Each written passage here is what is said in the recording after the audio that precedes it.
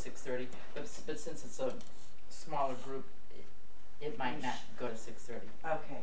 So we need to leave at 6. Is that okay? No, that's fine. Okay. I'm gonna try to do it at 6. Okay. Thank you. I don't know. There's the Jewish holiday this evening. Oh yeah. And so I kind of have to participate in that. What holiday is it? It's Rosh Hashanah. Oh, cool. The New Year. New Year. Oh, Happy New Year. Yeah. Oh, by the way, something interesting for you. Mm-hmm. It's not happy news, but from our last work together, I'm a docent at the new Holocaust Museum. Okay. You all need to go. It's unbelievable. Mm-hmm. And there's a panel on Romania. Oh, really? And I have it. Given what I wrote last time, huh? Well, they were Hitler's worst allies. Yeah, I know. Oh, Remember, you know, I wrote a piece about finding out about that. No, I know, but they were bar none. Yeah, the since most then willing, I found out. Yeah. And there's a whole panel on Romania, and I took a picture of it for you. Oh, okay. Yeah. I know it's the whole thing. Yeah. Let me do it during a break. Okay. Yeah, sounds good. Yeah. So anyway, how's everybody? Good. Okay. Are you from New York? No, I'm just. You're just a Yankee fan? Yeah, it's just convenience. I'm a big baseball fan. Yeah. I'm from Chicago, so my team's the White Sox. I see. Why, are you from Chicago? No, oh. no. My son went to school there. Oh, really? Yeah, well, outside of Chicago. Where? Lake Forest. Oh! I lived and worked there for 15 years in Lake Forest. Oh. Lake Forest Academy? Yeah, and we went to Lake Forest College. Yeah, that's... Yeah. Wow. Lovely community. Yeah. That's so funny. No, small world. From Texas, how did you learn about it? Lake Forest College? He learned about it through his hockey network. Hockey. Yeah, Lake Forest Academy also has a really good hockey team. Yes. In fact, there's a Chicago Blackhawk guy who went, Alex DeBrincat. Yes. You know? I know the story. Uh-huh. Yeah. The story. This is my wheelhouse, sports. Spectator. Okay, so I'm Eden Eliff. I've been here, I don't know if you want to know my bio. I'm a Chicagoan. I've been a lifelong teacher. I write fiction, nonfiction. I've been with this organization a year and a half now. This is my second stint in Dallas. The first one was 2005. The Tail, Moving the Dragon, is my husband's career, of course. He's an educator, and we moved away after 2005, and then he was recruited to come back here, so we came back here in 2014. So this is, we're in our 6th year of being back here. So I guess you might call it home. So that's me. And so now I'm going to turn to you guys and try to find out a little bit about you, why this class, what your hopes are, or like what your writing experience is, that sort of thing. So who wants to start? I can start. Okay, so your name. Yeah. So I'm Jordan Rittenberry. I'm a science teacher at Pierce High School, just here in Richardson. On Coit Road? Yeah, on Coit and Campbell, basically.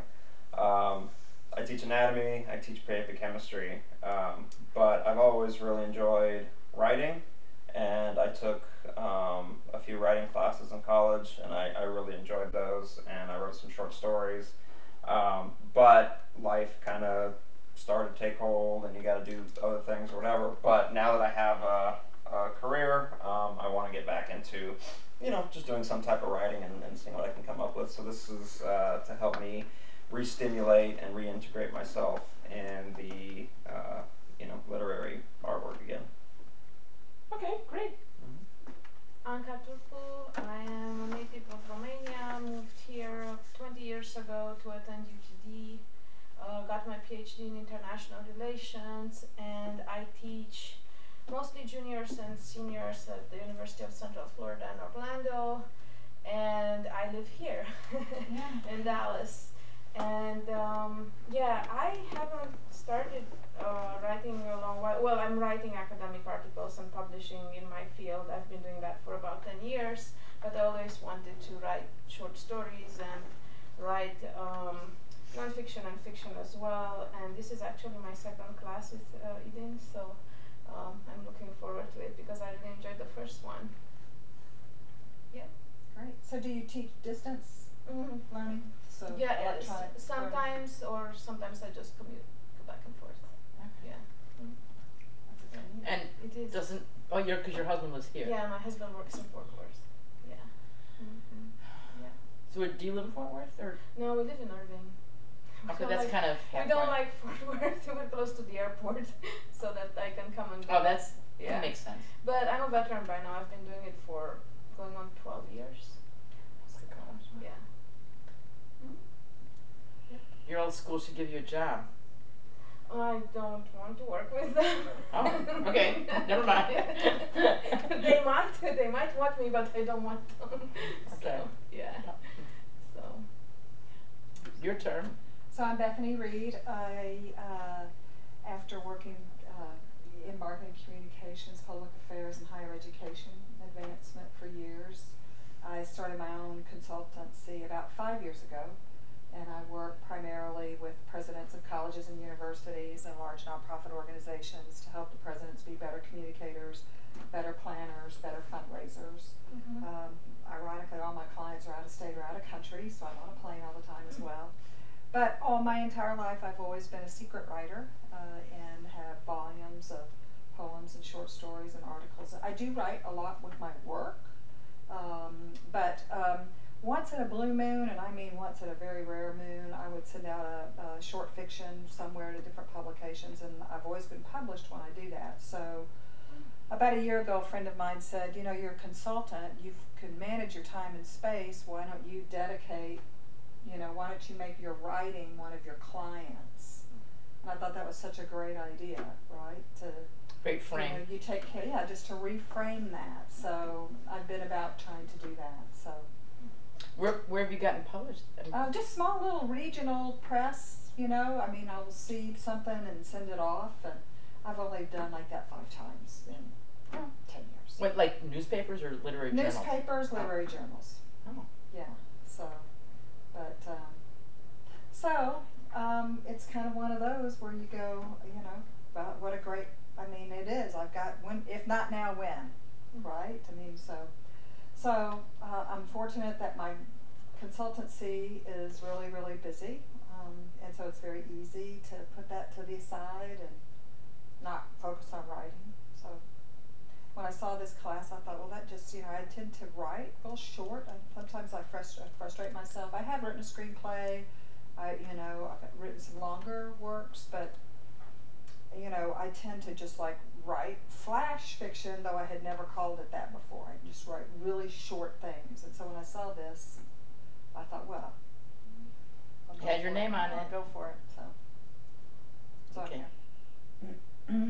My name's Rhonda Zimmerman. Let's see, I'm a paralegal. I just moved to Texas a couple years ago from California for work. I live in Grapevine. I've never written a short story. As a paralegal, I do business writing, and I'm proficient at that. I do write poems when I'm emotionally led to do that about somebody or something. I've always called them silly little poems, but when I write them, people are like, "Oh my God, how do you do that?" And I'm like, "I don't understand it." So I wrote one recently, and for a gentleman at work whose dad passed away, and he's like, "Oh, he's just crazy about this poem." And so I was talking to my therapist, and I'm writing what my dreams of what I'd like to do someday. And one of them was be a writer and be a motivational speaker. And there were a few other things, and I thought, well, why don't I do that? And I thought, oh, well, I'm afraid what other people will think of me, and I'm afraid I'll fail. So we talked about it, and he goes, well, of course you're going to fail. You're not going to be good at everything else, so try something and fail. So I'm here to fail. And you know, and I thought, you know, with the short stories, it's like, okay, that's kind of like a poem. It just doesn't rhyme, you know. But well, that's you're not too far off. yeah, Because some of these are I don't know, you strictly call them prose poems, but they have kind of the intensity and chart, an unreality of what you might consider poetry. Because you're not, there's just a lot of latitude. Yeah, that's great. So I'm very, actually I don't want to fail, but if I do, that's okay. I mean, I've decided I won't die. First of all, you know, I mean, I fail every time I open my computer. No, I'm serious, because this is, you write a sentence that you go back and you realize that's a failed sentence. How do I do that better? I wish you could move in, so yeah, so I could, because I don't want to be not looking at everywhere, and I don't want anyone why to don't think. you and I just get our tuchuses up and move over, and we'll shove these chairs down. Are you good with that? Thank you so much. And then I have to say hi to Leslie. Hi, Leslie. She's Hi, Leslie. She's live streaming right now. Oh, she is? Yeah, she's gonna be live streaming stuff. Okay, so hi. You can't shout back, so No. it's kind of an ideal relationship, right? Is this being videotaped? Yeah, well, there's someone live streaming. There's someone live streaming, so. Okay. So as I said in the description, that even though it's flash, meaning shorter, that doesn't mean it's less hefty, less substantial, or quote unquote easier. Well, I guess it's easier, and there's less to manage. But it's its own burst of gravity. Its own, and we're going to talk about what creates gravity in a minute. And by the way, and there's, okay, regarding the fail thing, I don't know, there's a very famous Samuel Beckett kind of directive that says, you know, fail better. So every day is you know, wrestling with Jacob, wrestling with the angel, wrestling with your demons, trying to get the best. And I teach an introductory to fiction class with writing workshop in Dallas, and people say, well, I'm just afraid I'm going to suck, and I said, well, you are going to suck, you know, but you're and we all suck. I mean, first drafts suck. Beginning anything sucks, and then you can be great at something and it still sucks. So that's just part of the deal. So thank you for embracing. And this is a laboratory, so there's no success or failure. You take something here, and if you want to keep working on it, that's great. You never know. So let's first talk about, we're going to look at Aristotle, his definition of tragedy, and we're going to apply it to prose, because one can. By the way, you notice that there's a lot of real life things. Let me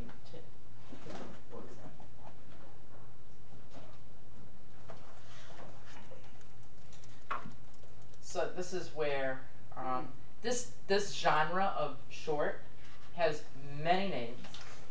One is short fiction. That's kind of my preference, because there's flash fiction, which is what is called here, and then there's sudden fiction, and then there's microfiction. And what defines all these things tend to be word count, right? So, and then you go online, and then so it gets confusing, because they call this sudden fiction, right? So you go, okay, what's short fiction? No, microfiction, which is like literally, it can be one sentence.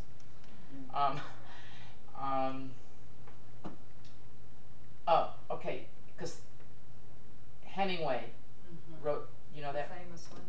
What? Let's see if I can get it right.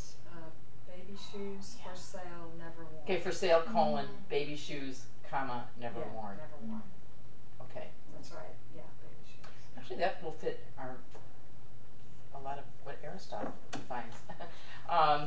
So then you've got microfiction, up to 500 words. Sudden fiction, up to 750 words. Flash fiction, up to 1,500 words. and then okay, shorts. Now here, this is a great source for where I got some of this.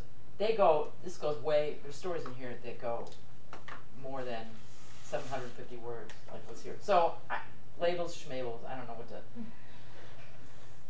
Just, I will say that they don't really go beyond 2,000 words, and even then, 2,000 is kind of stretching it, and you're into short story territory as opposed to this genre. So there's this, if you like the form. Okay, I got that compendium of like true, just real life stories from this book. This is a really cool book.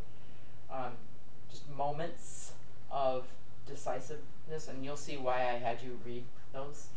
We'll get to it later. The 6-word memoirs, which is 1, 2, 3, 4, 5, 6. Yeah, this is based on the Hemingway thing. The 6-word memoirs. Although I don't know if that was a memoir. The Hemingway wrote the 6 words. Whatever. Who cares? And It's Hemingway, who cares? and then this is cool because do you know the writer, the mostly fiction writer, Paul Auster? Okay, he's a guy you might want to get to know. He wrote this thing called the New York Trilogy. He just had a book out last year called like 4 different versions of the same story. He's an interesting guy, but at some point he did this project in connection with All Things Considered, you know, the NPR show, and these were true stories that people sent in, and then he chose the ones he felt were the most arresting and whatever, and then he read them out loud on this show and stuff, and then he compiled them in a book. So why do I include real life things when this is called fiction? Why? Anyone want to hazard a guess?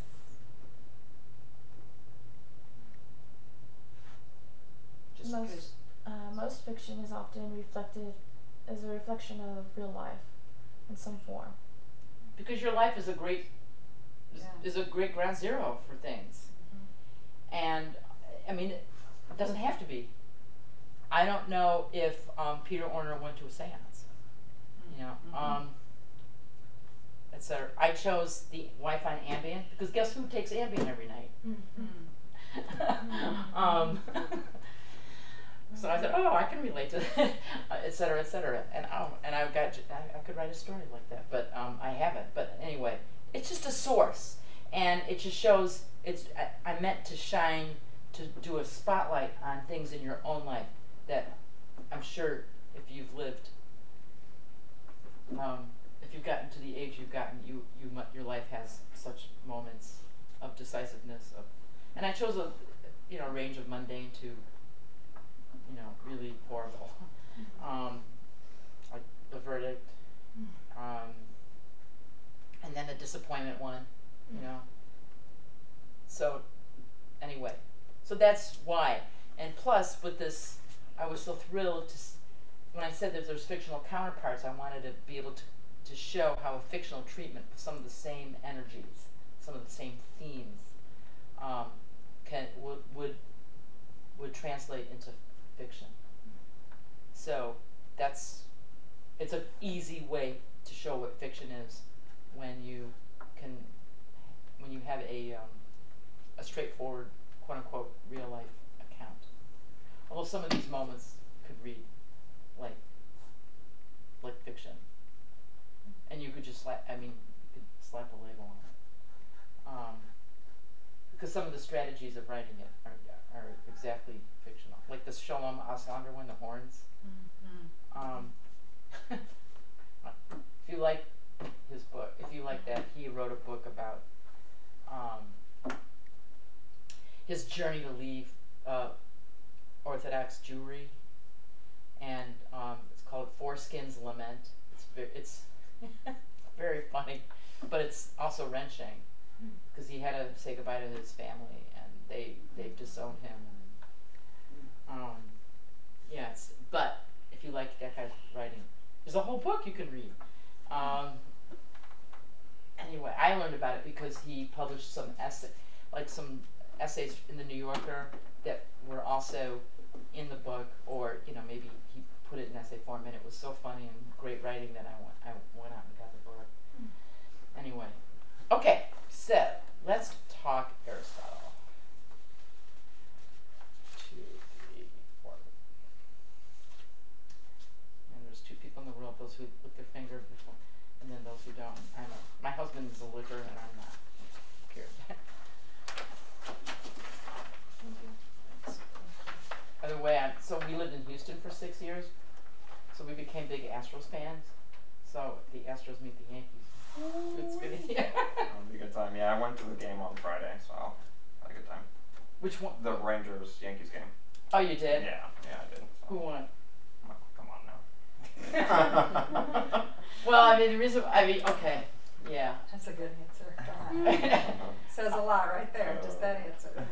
Well, we were watching it because for home field advantage. Right. Yeah, it's pretty close, but I think the Astros will get it. You never know. I mean, I hope this is an okay timeout. I mean, Verlander pitched last night and reached 303,000.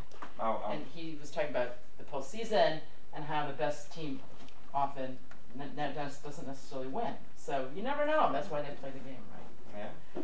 Anyway, okay. Aristotle's definition of tragedy. Now, again, prose as an art form didn't come about until, just after the Renaissance. Richardson, Pamela, Clarissa, these long epistolary novels. So this was our art form in terms of meansis. You know what meansis means? Imitation. Yeah, imitation, like art form, representing life, representing what we experience. So Aristotle's definition of tragedy. Tragedy, then, is an imitation of an action that is serious, complete, and of a certain magnitude, in language embellished with each kind of artistic ornament, the several kinds being found in separate parts of the play, in the form of action, not of narrative. Okay, so we can forget that part because we are, in fact, dealing with narrative, but he didn't know that narrative would exist. Through pity and fear, affecting the proper purgation of these emotions. Okay, so translating. So anyone want to decode that paragraph?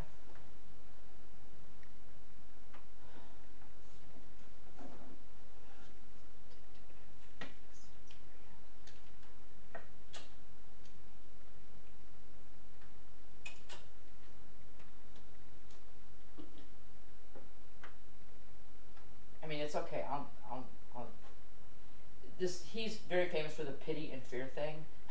So do we all know the play Oedipus, for example?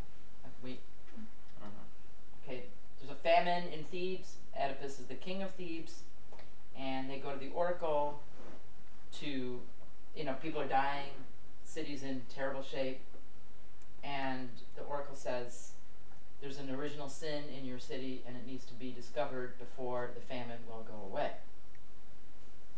So, and then there's the sin is that, well, it turns out that it's Oedipus himself, who's a good king, by the way. He's a very kind, good person, but turns out that he killed his father and married his mother. You've heard that. The Oedipus complex, and it happened by accident. He did it as a boy. His father Laius heard this oracle, heard this foretalk. You're going to be killed by your son, and your son's going to grow up to marry your widow. So Laius, being scared, tells his servant, "Get rid of this kid." Put him somewhere, just get rid of him. So he puts him out to the pasture, and somebody takes him in, the shepherd, and Oedipus starts to grow up a little. And then the king one day and his courtiers are on this path, and the boy is, trying to protect his property, or his, who are you?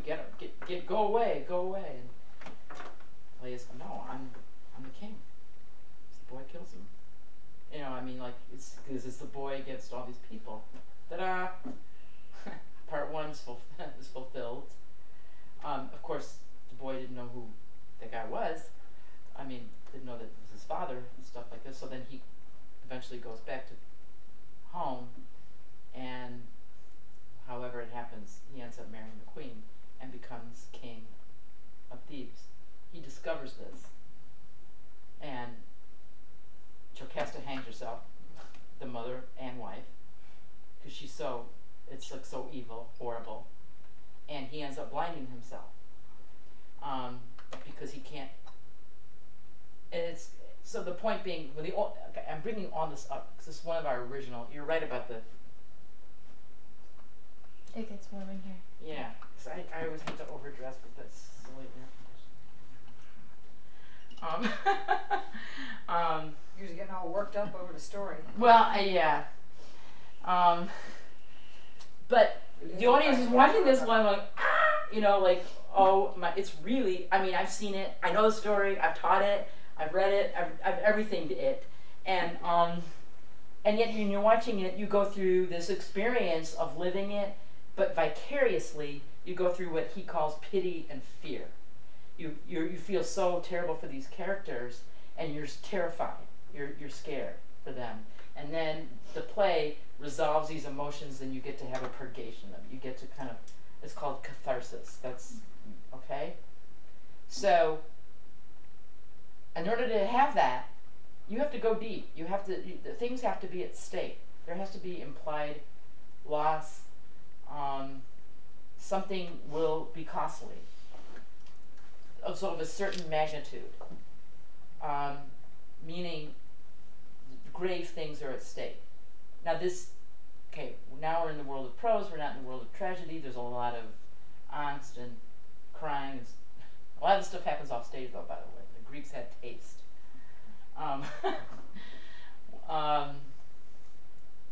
Which they did.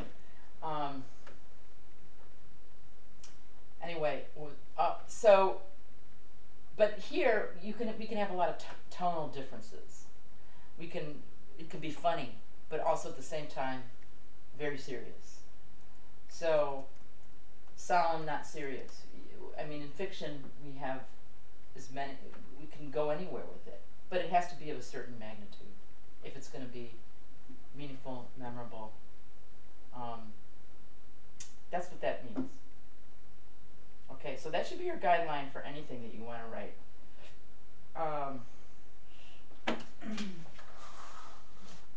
It's quick to go over this. In my fiction class, we read a whole essay that goes deeply into this issue of what magnitude means.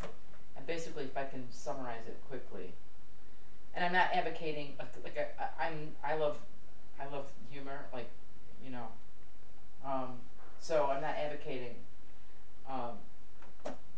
Sophocles. You have to write like Sophocles. You can be uproarious. But basically, this essay is called "Where's Iago?" and you know that's referring to Othello. But that's just a reference to talk about what the essence of human life is. And basically, if we can use, I'm going to refer to the Garden of Eden as a metaphor. But when humans lived in the garden, every day was the same as the day before, right? Perfect weather, food was given. You didn't have, I mean, every day was the same, right? It was paradise. So when every day is the same, there's no time. There's no, because time implies this, then this, then this, then this, then this. If it's all the same, there's no then. There's no time. There's no temporal sequence. There's no such thing as a sequence. It all exists like in a tabular way. It's all, you can't tell 5 days from before. So there's no way to, and didn't they have eternal life? There was no, weren't they immortal? Yeah, that's what I'm saying, in the garden. So, but in the minute you leave the garden, guess what? The hourglass starts, because you're mortal, which meaning you got numbered days. So each day accrues, right? And when you have to work, when you have to, you have to toil for your food, and then you have modesty. Now you have time, okay, and you have things that threaten the viability of your of your survival. Okay, now that's called in the essay, and I think it's a great image, a fault line. Human life is by definition full of fault lines. Okay, so if you're going to write something that has meaning, and you have to incorporate fault lines. Not necessarily explicitly. It can be like this.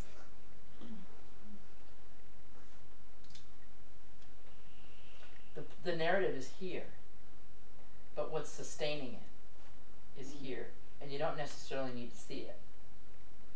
Is that making sense? Mm-hmm. But, in fact, the more implicit it is, the better in that. And we're going to look at some stories closely as to what's unanswered things, but that are there, mysterious. Think of people you meet. People don't cough up their essence when you meet them, but if you spend time with them, you can pick up things that you just, if you're observant. You can't be a writer if you're not observant. And you start to piece together a narrative about that person. But again, it's implicit. It's you sense things, right? So anyway, this should be a guiding principle, I'm not saying it's easy to do, but this just corresponds to what Aristotle's saying of a certain magnitude. Look at the Titanic. I mean, this is invisible. It bumped into something that was invisible, right? The iceberg. Okay, so there's that. Now, okay, we're going to look at a couple of other guidelines for what fiction is. Rhonda. Bethany. Okay. Thank you. Uh-huh. What is a story? Okay, we already talked about Aristotle, right? Now, do you all know who Flannery O'Connor is? Not eyes of the pig. Okay, Flannery O'Connor is one of the great American voices. She's Southern. She's Georgia, Milledgeville. She died of lupus. You can see a house where she grew up in Savannah, Georgia. But her stories are part of the absolute American canon. I'll just name a couple of them that are the famous ones, although you can get the complete short fiction. Come up with the complete short stories of Flannery O'Connor's got a peacock on. She raised peacocks. Never married. Very idiosyncratic person, but just a wit, a tart sensibility. She was Catholic, and her she believed in Catholic doctrine, but if you read her work, it's more about grace and punishment, and it's very, very, it can be very violent. But anyway, so here, just to, if you don't know, you need to read these. And I'm just going to name the golden oldies of her. A good man is hard to find. Everything that rises must converge. Good country people. Read those three. There's others. Greenleaf. But those are absolutely part of the American canon. Okay, anyway. So when she says something about this, about writing, you pay attention. What is fiction? She was asked, and she made this funny comment about how when people ask that question, they're just trying to, drive people. They're trying to drive people like me insane. But anyway, It's not an anecdote. It's not a joke. It's not a rhapsody. It's not a case history. Not a reported incident, i.e. a news story. Quote, and this is where she says, it is none of these things because it has an extra dimension. And I think this extra dimension comes about when the writer puts us in the middle of some human action and shows it as it is illuminated and outlined by mystery. In every story there is some minor revelation which, no matter how funny the story may be, gives us a hint of the unknown of death. I forgot to put the close quote. So that she's talking about magnitude, right, of death, the ultimate thing. She's talking about what I said, when time starts, mortality gives us time. The point of this is a lot of people resist going to the fault lines. Because why? It's friggin' scary. You fall in them, you know, and they bring up yucky things. They bring up tough stuff. It's facing what threatens us. Emotionally, physically, all kinds of stuff. We resist it. Our culture has us resist it. You watch TV, the whole point of TV is to be like in the garden. Everything's predictable. If you watch, even if this stuff's scary, Law and Order. Oh, I hate that show. Because you take away the specific things, every single week is the exact same. The first 12 minutes are this, the next 12 minutes are that, the third 12 minutes are that, and it's the same. So it gives us comfort. It puts us back in paradise. Because everything's the same. Nothing challenges us. Predictable. If you watch Cheers or any sitcom, it reinforces the same. The people are the same. The people, it gives us a sense of comfort, and we sit back and enjoy it, and we think, okay, great, we're spared our mortality for a day, because we don't. Because this is, you know what I'm saying? Mm-hmm. Okay, so. A friend of mine is an editor of films and television shows, and she was an editor for one of the top shows. And she finally literally just gave her resignation at the end of one season because literally the producers, you know, it was like you just said, okay, the first, 3 minutes is going to be this, then you're going to cut, and your cut's going to be this long, and then you're going to have, this many minutes in a cut, and this many cuts and edits, and it was like in every single show, this is how you're going to edit, And it was like, might I ask what show it was? I know she did Pawn Stars, but she also did another one that was like a sitcom, and I can't remember what that was. And that's when she just. Now, see, I want to use that for my teaching, so I won't find the name of the show and then email. Yeah. No, really, because you're proving my point. Yeah. Well, I know the last Pawn Stars is what did her ad. Pawn Stars, a huge show. It's about a pawn shop in Las Vegas, and it's what channel is it on? Yeah, she was the editor on that one. Like what channel is it? Top show. It was the History Channel. Yeah. Oh, really? Yeah, they don't really show history on the History Channel. Yes, they do not show history. They don't? If it's not about if I was like the Hitler channel, Nostradamus, and it was like a Hitler. And Nostradamus and aliens. Oh my God. Same thing with the Travel Channel. There's no travel shows on the. Well, wasn't Bourdain on there? No, he was on CNN. He started on travel, that's but then went to CNN. Yeah, that's where he was. I don't have cable. I've never had it. So I'm out of. Well, I would, because then I couldn't watch my sports, so I have to. Oh. That's actually where I'm at too. Yeah, I'll see if I can find it. But Pawn Stars was the last. That's the one that she just Pawn was Stars. like PAWN, Pawn Stars. It's been a huge show. I'm going to read about it, and then I'm going to seasons. tell my classes because. And you watch it, it's completely formulaic. Well, that's what they're going to cut. But so is Life in Paradise, formulaic. It's infantilizing. I mean, well, they were babies. That's Adam and Eve were with my cats. My cats, their shelters provided, their food's provided, their comforts provided.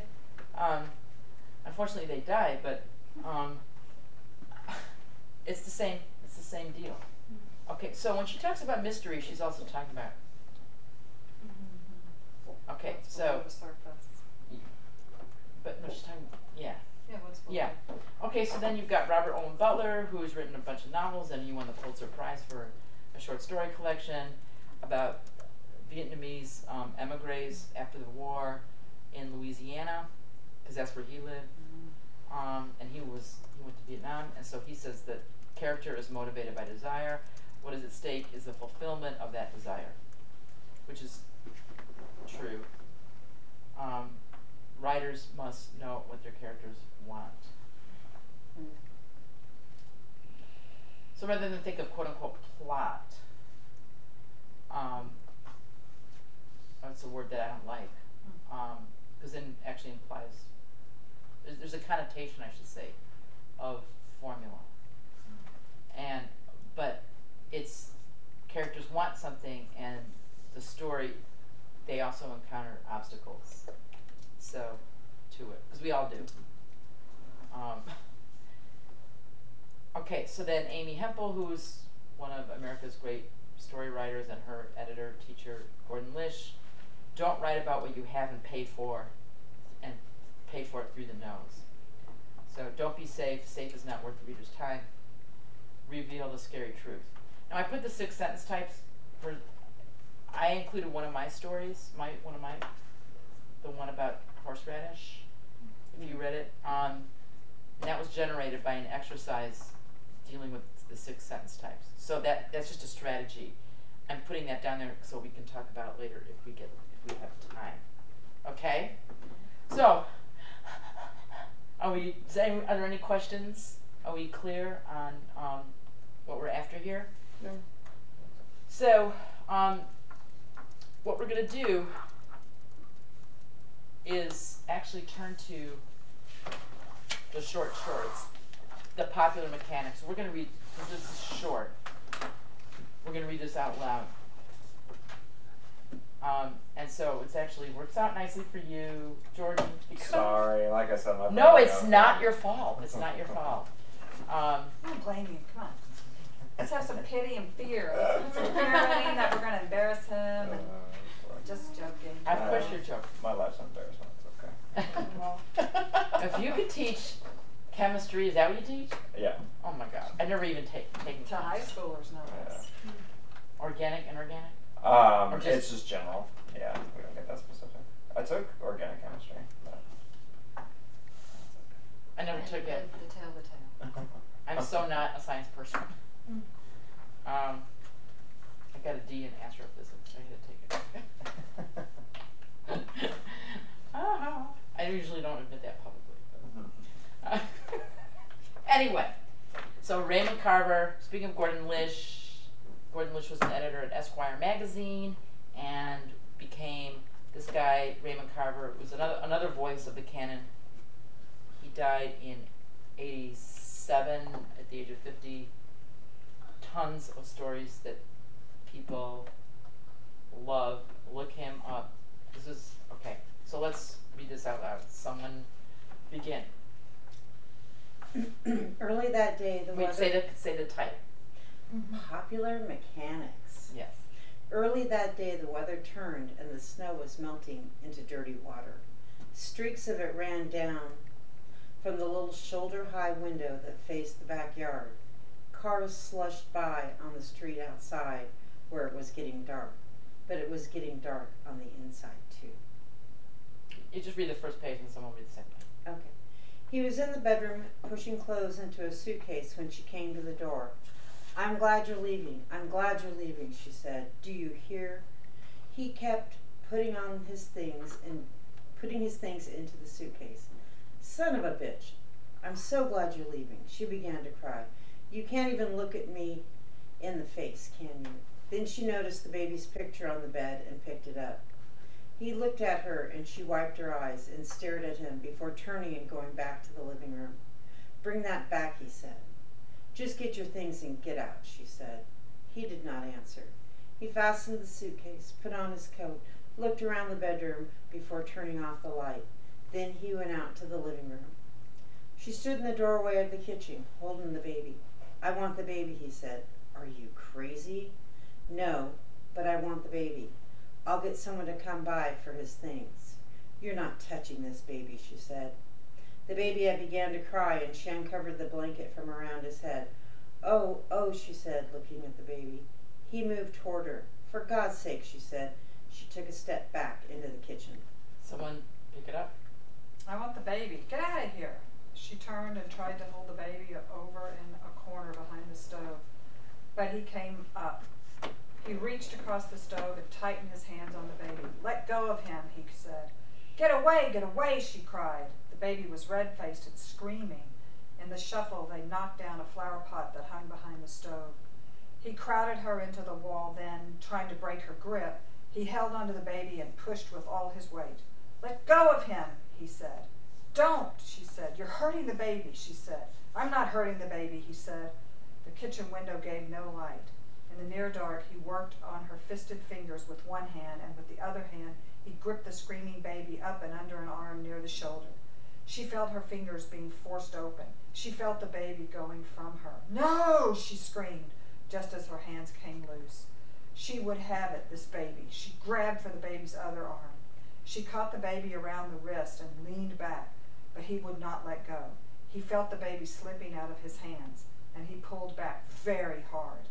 In this manner, the issue was decided.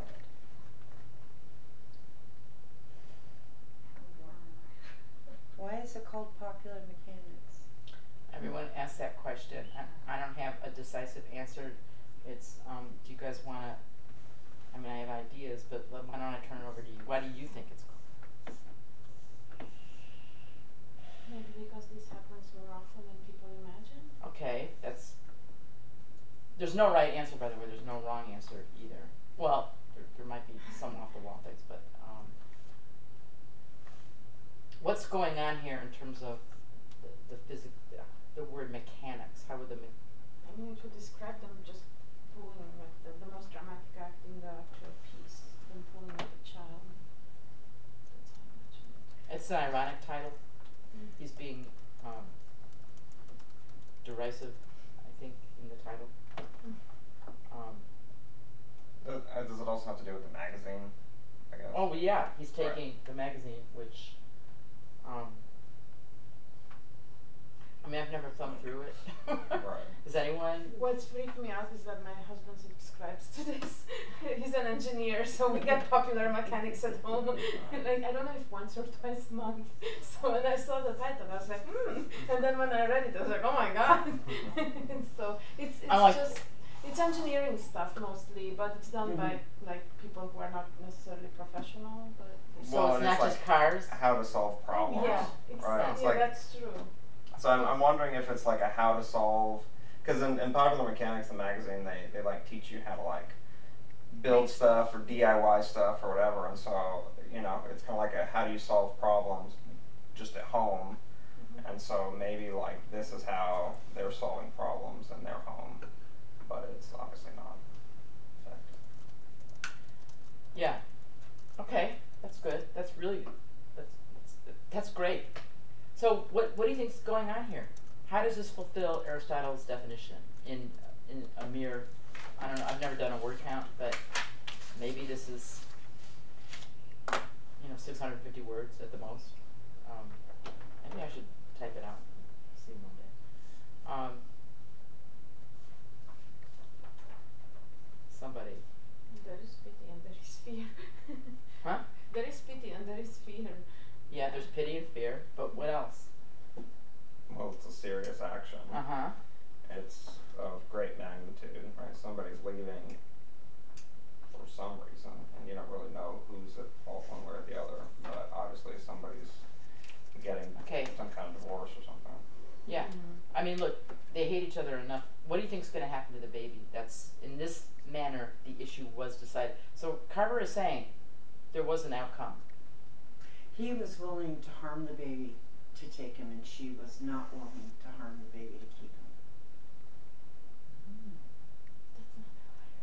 How I'm did not you saying it's wrong. It's interesting that you see it differently. Because I read it, that they pulled at the baby until the baby died. That's how I read it. No, I think that's, I would concur with that, although, I'm not here to, we can all, Carver left it ambiguous on purpose. Yeah. If he had said, and this, so the baby died, he could have written that. Is this ending part of that as well? Well, okay, what's the iceberg here? What's the iceberg in here? What's hidden from? Okay, we're Carver's bringing us into if there's 10 chapters in this marriage, he's bringing us into the last 2 pages of chapter 10. So we have to look at what he didn't put in on, because short shorts or flash fiction don't have 1 through 9. Okay, they don't. It doesn't. There's a term I'm going to teach you. In medias res. It's Latin. In the middle of things. So actually, this would be in terminus res, at the end of things. But we're walking into something ongoing, right? Now, what do we not know that led to this baby's death? Because I'm just going to say that. Rhonda, don't take me to court. But I read it that way, that in this manner the issue was decided. There's a decisive outcome. And they hate each other so much that they're willing to kill their kid. So what's not here that leads to that outcome? But we don't know why they hate each other. Exactly. Right. Well, clearly he had an affair. Oh, well, sorry. Go ahead.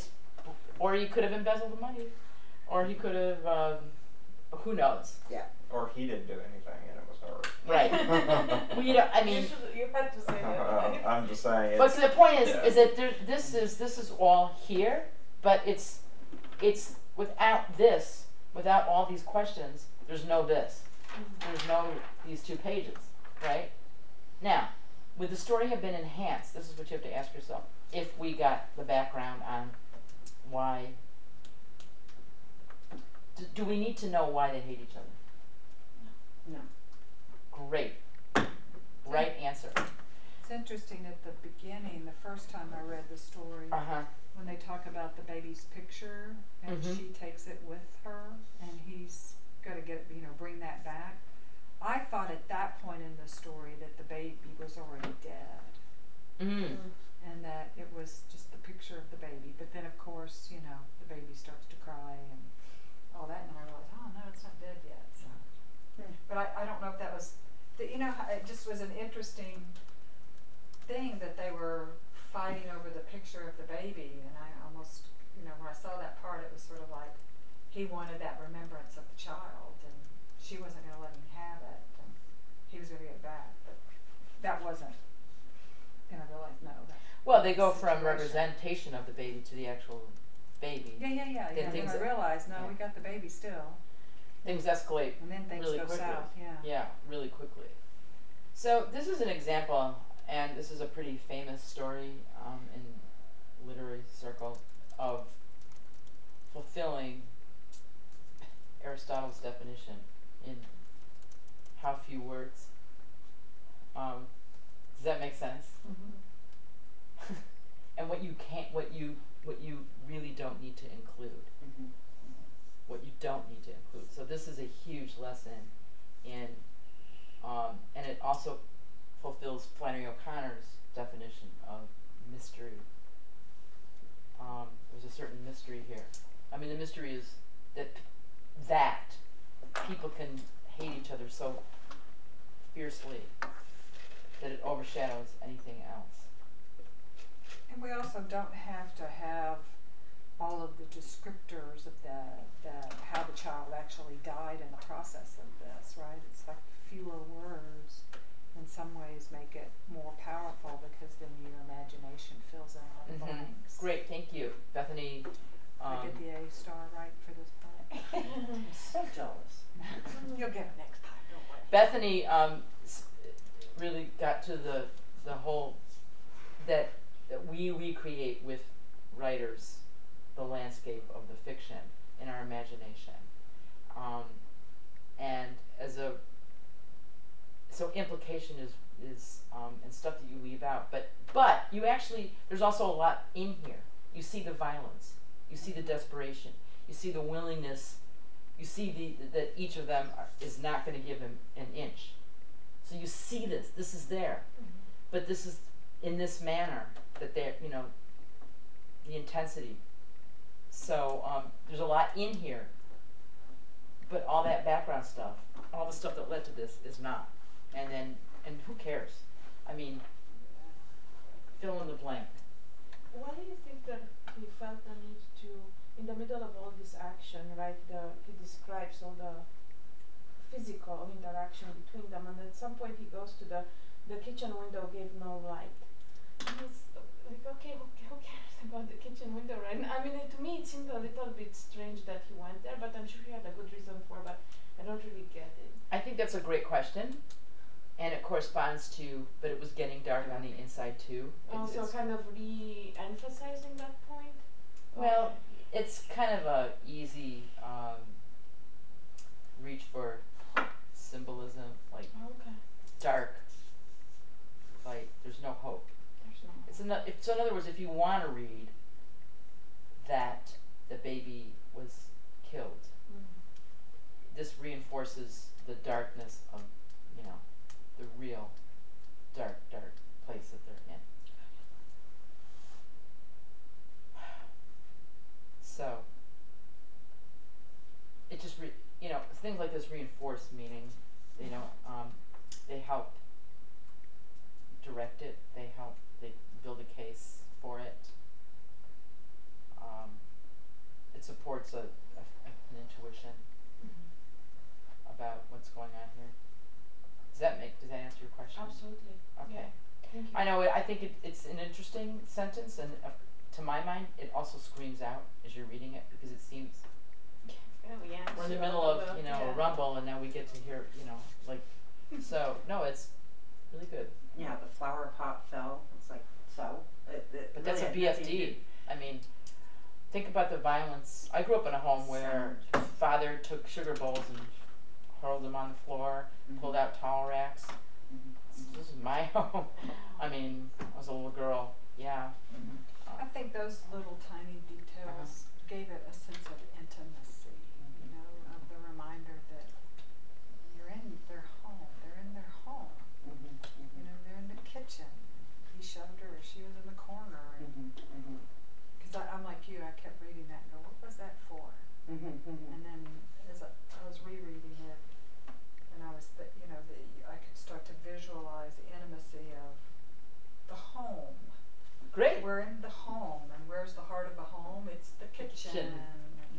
And they're wrecking that too. They're in there just. See again, that what that does is. Duking it out. Yeah. Well, that actually underscores the idea that they're destroying everything in their lives, including what they've made. So that's a really good observation.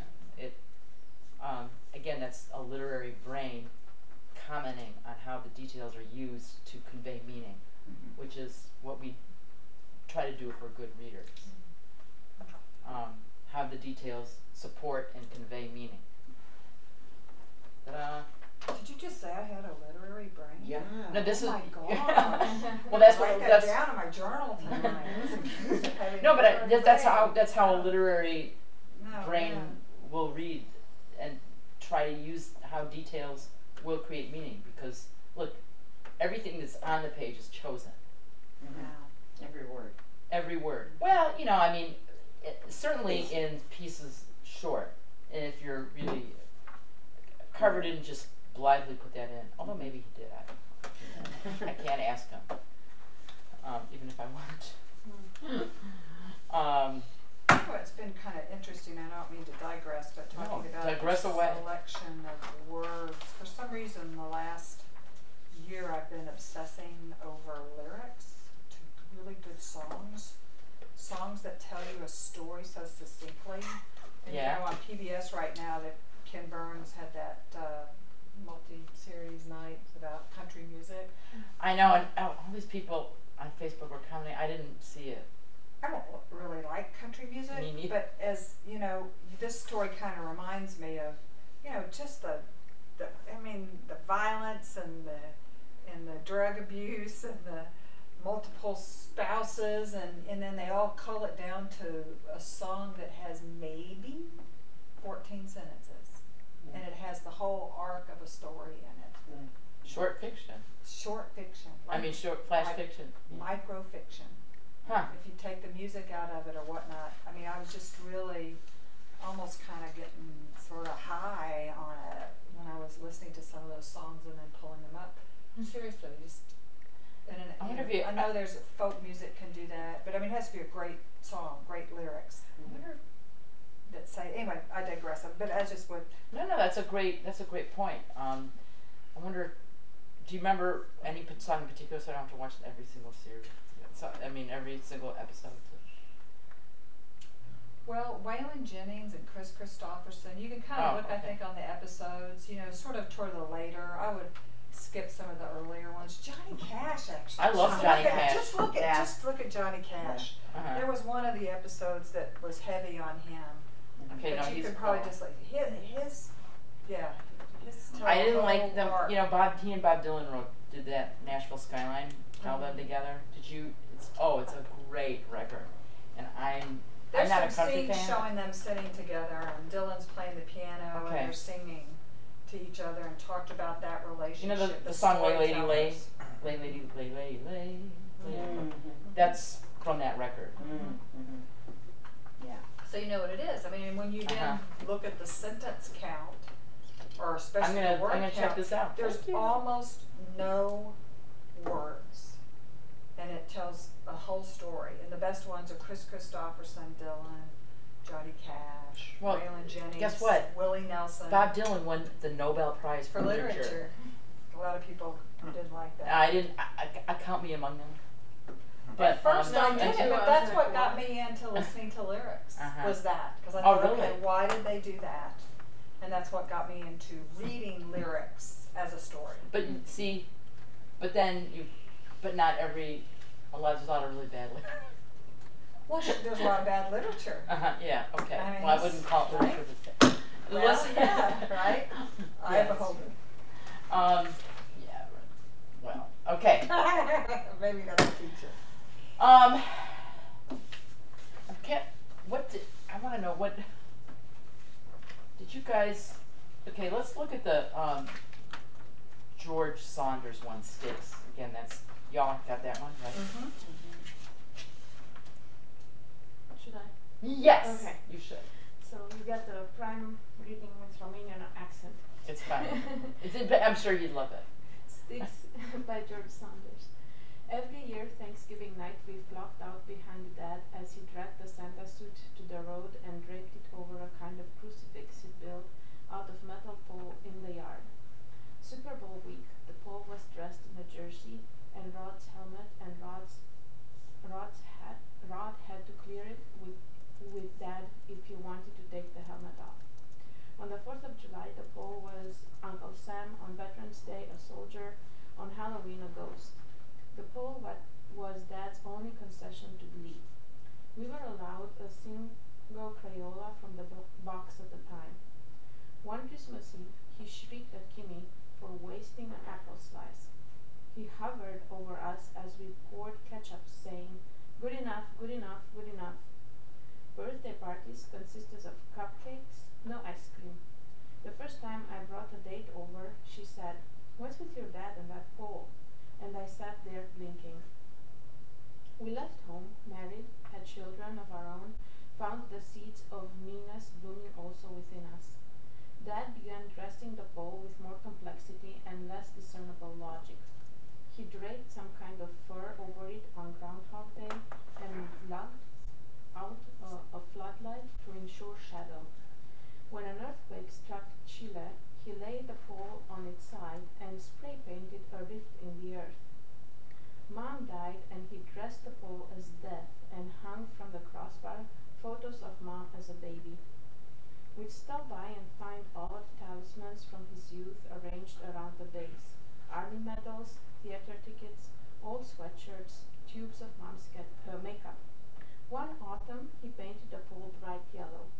He covered it with cotton swabs that winter for warmth and provided offspring by hammering in 6 cross sticks around the yard. He ran lengths of string between the pole and the sticks and taped to the string letters of apology, admissions of error, pleas for understanding, all written in a frantic hand on index cards. He painted a sign saying love and hung it from the pole, and another saying that said forgive, and then he died in the hall with the radio on, and we sold the house to a young couple who yanked the pole and the sticks and left them by the road on garbage day. Should I read the note? Yeah, it's interesting. In the contributor's notes in Story magazine, George Saunders writes, for 2 years I've been driving past a house like the one in the story, imagining the owner as a man more joyful and self-possessed and less self-conscious than myself. Then one day I got sick of him and invented his opposite, and there was the story. His poor father. I mean, if he was still alive and he read this. Well, of course it could be anybody, but yeah.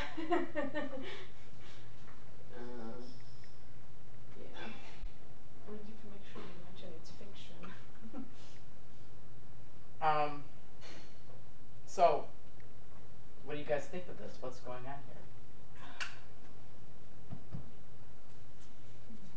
A man was slowly losing his mind. Yeah.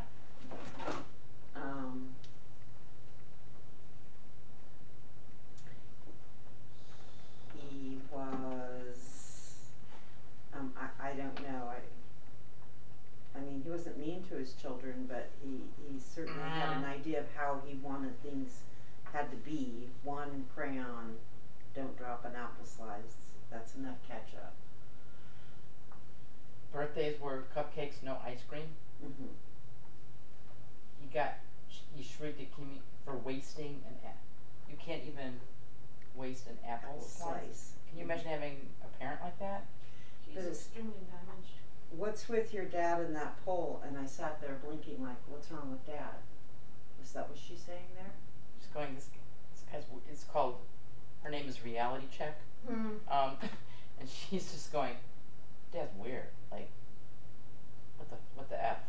Right, but the son is saying, like, what's wrong? He didn't know what to say. He didn't know how to respond. Oh, he sat there blinking. In other words, when you got a parent who's very bizarre, what can you do? What can you, again,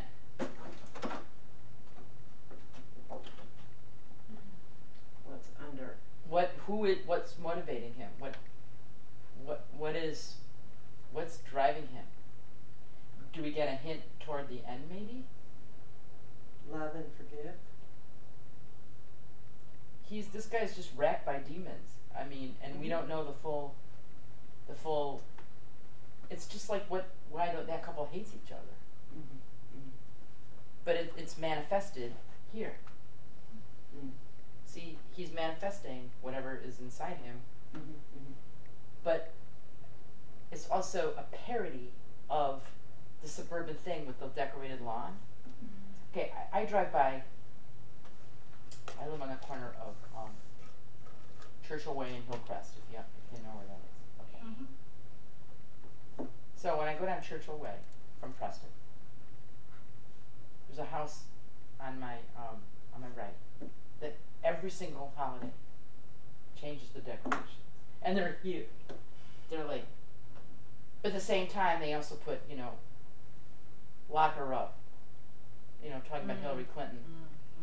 So it's just a really, and then they have changing lights in there. Like I'm gonna go for a walk. I walk by them. They've got these. It's what's going on in that house. And no, really, they've got Halloween decorations now. Then they have 4th of July decorations. They have Christmas. You betcha. Thanksgiving, turkey. I mean, every single thing is.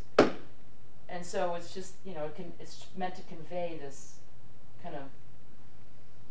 It's amazing how people don't realize that what they put up front is not the message that others get.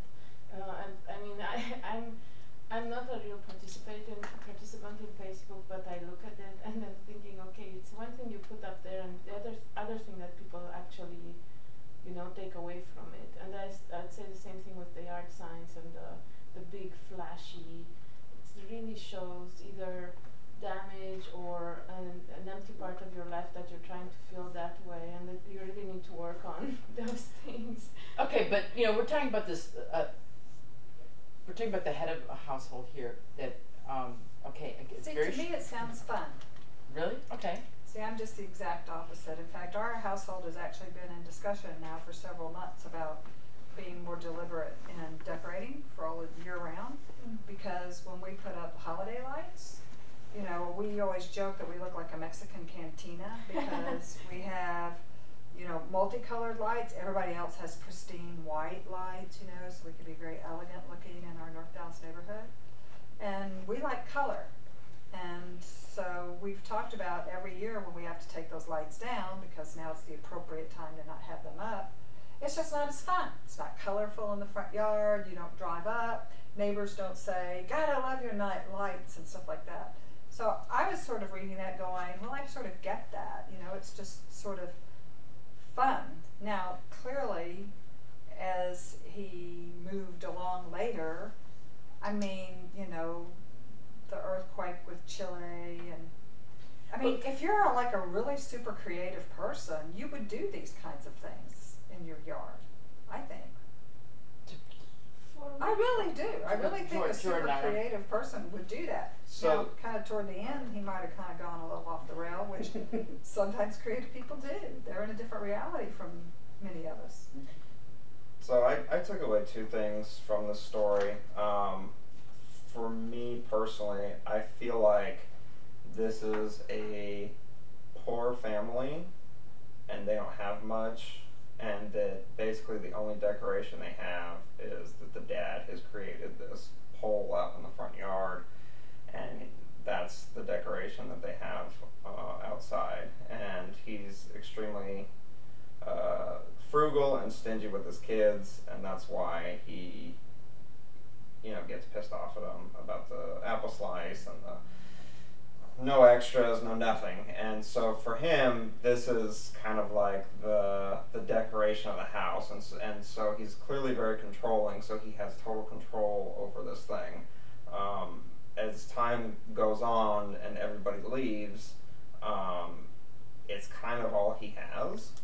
And then his wife dies, and then it really is all he has. So when the kids are coming back, they just kind of see a more kind of deranged version of decorating the pole, and then he makes children for the pole, so it's almost like a representation of himself and his children that he's laying out there on the lawn, and then he's asking for forgiveness and love.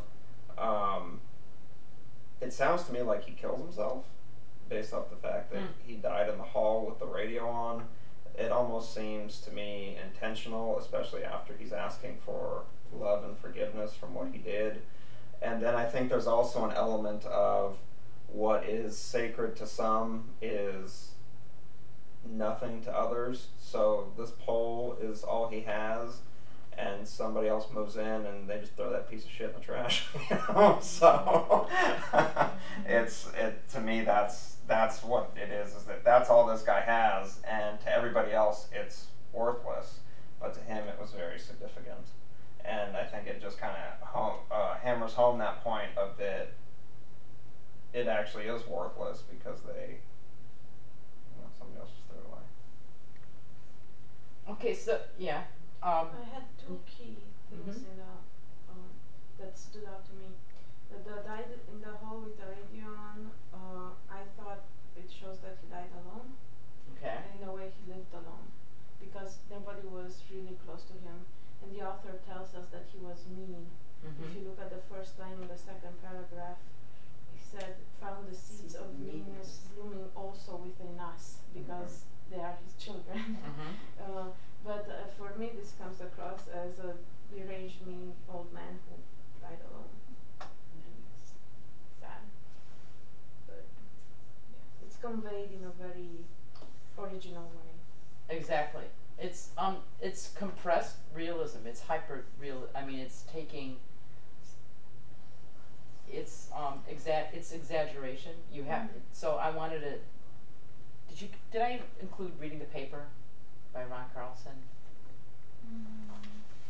I'll read that out loud if I didn't. I'm sorry. I you know what happened? Yeah, it's Yes, here. Okay. Yeah, Oh, awesome. you did. Okay, great.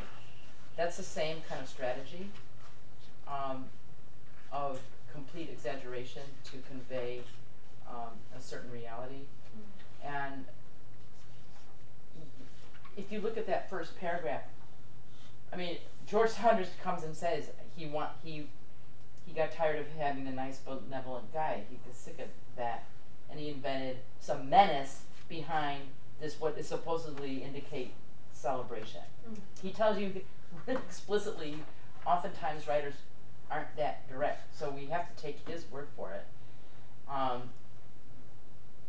And okay, this first couple things when he's talking about the whole is normal, but then what parent gives this kid one crayon? I mean, whoa. I mean, isn't the whole point of those 64 Crayola boxes that you get all those fun colors with those fun words, like burnt sienna and magenta, you know? Speaking of magenta, this is hot pink. Here, and don't waste an apple slice. And it's your birthday, you're not going to get ice cream. What an asshole. I mean, it might be poor. To George's poor. But the line It's that more says controlling the than meanness, anything. Right. and the line that says meanness in there, so Yeah, it's more about that being tells us. if they have 64, if they have a box of crayons, the kids can have the box of crayons. He's dispensing with crayons. I mean, and how, it's not like you buy one crayon at a time at the art store, right? You buy a box of them, so, right? I have a question Yeah. about logistics related to the mystery part that we were discussing earlier. Isn't it a weakness in the text to give away the interpretation? Because when he talks about the seeds of meanness blooming also within us, he kind of decodes the situation for us. And looking at when I try to write, I don't want to reveal too much, but I don't know if I should sometimes just include something like a key like this, or it's already kind of giving things away, or I want to leave it to the reader to decide. So You know, he made a choice. And it worked. I know what you're saying, but Yeah. but I think he's also telling you that as much as they hated this, look, they were engaging, they were going down the same path. So, but you don't see them acting mean. You don't see them that. It's still on the dad. Yeah, so what you're saying, it's very discreet, kind of like, Hidden. Well, I just think he's just saying, look, this is shocking, but hey, guess what? You know, maybe. So, I think it's also a way of forcing us to take the dad a little more seriously than as a joke of a human being, because hey, it's continuing on to other people, so it's actually real. That could be his way of saying it. But I included this to show you that you can you can create things from just what you engage with real life. Like, because I drive by that damn house, and I hate it because of also what the political stuff that they advertise. Okay, I'm not trying to, but wasn't just okay. It was like locker, so it was aggressive. So so I want to go. Oh, okay, you're trying to be all American here with all your apple pie stuff, but stuff that you see that you could create narrative of. I don't know, just make stuff up. In that same neighborhood, actually, now that I think of it, there's a car with a whole bunch of these aggressive bumper stickers that say, what social contract? I didn't sign shit. And don't tax me. Taxes are in prison. These bumper stickers all over on this one car. I've tried to take a picture of it because it's just so it's so aggressive, but it never comes out. You aren't getting close enough. I know, but I'm afraid. No, you're right. But I'm afraid I'm gonna get shot if I go on their property. So I actually don't go that close. I mean, I'm literally like, I'm. Yeah. I think what's so fascinating is based on our own life experiences, how we all interpret these so differently. Like, yeah, I felt one way, and I can tell because I've had these experiences that I see that. You know, I see the man willing to hurt the child and the woman not willing to hurt them. You know, because that's my experience. It's like, how dare you? You know, and so. But if it's in the text, you gotta read the text. You know what I mean? Like if he's saying, if George Saunders is saying, I found the seeds of meanness blooming, that's outright. Lest you think this guy was, you know, oh, like benevolent Uncle Jethro, you know, what a boot he is. Whatever. Or, you know, dad, just crusty old dad. Yeah. You see the abuse here, right? Yes. And what I see is they didn't even realize it was abuse until somebody pointed it out. Right. Which would be based on my experience, you know. Right. But maybe that's not what he meant. Anyways.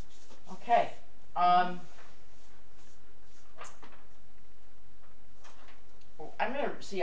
We're gonna do this a writing experience in this class.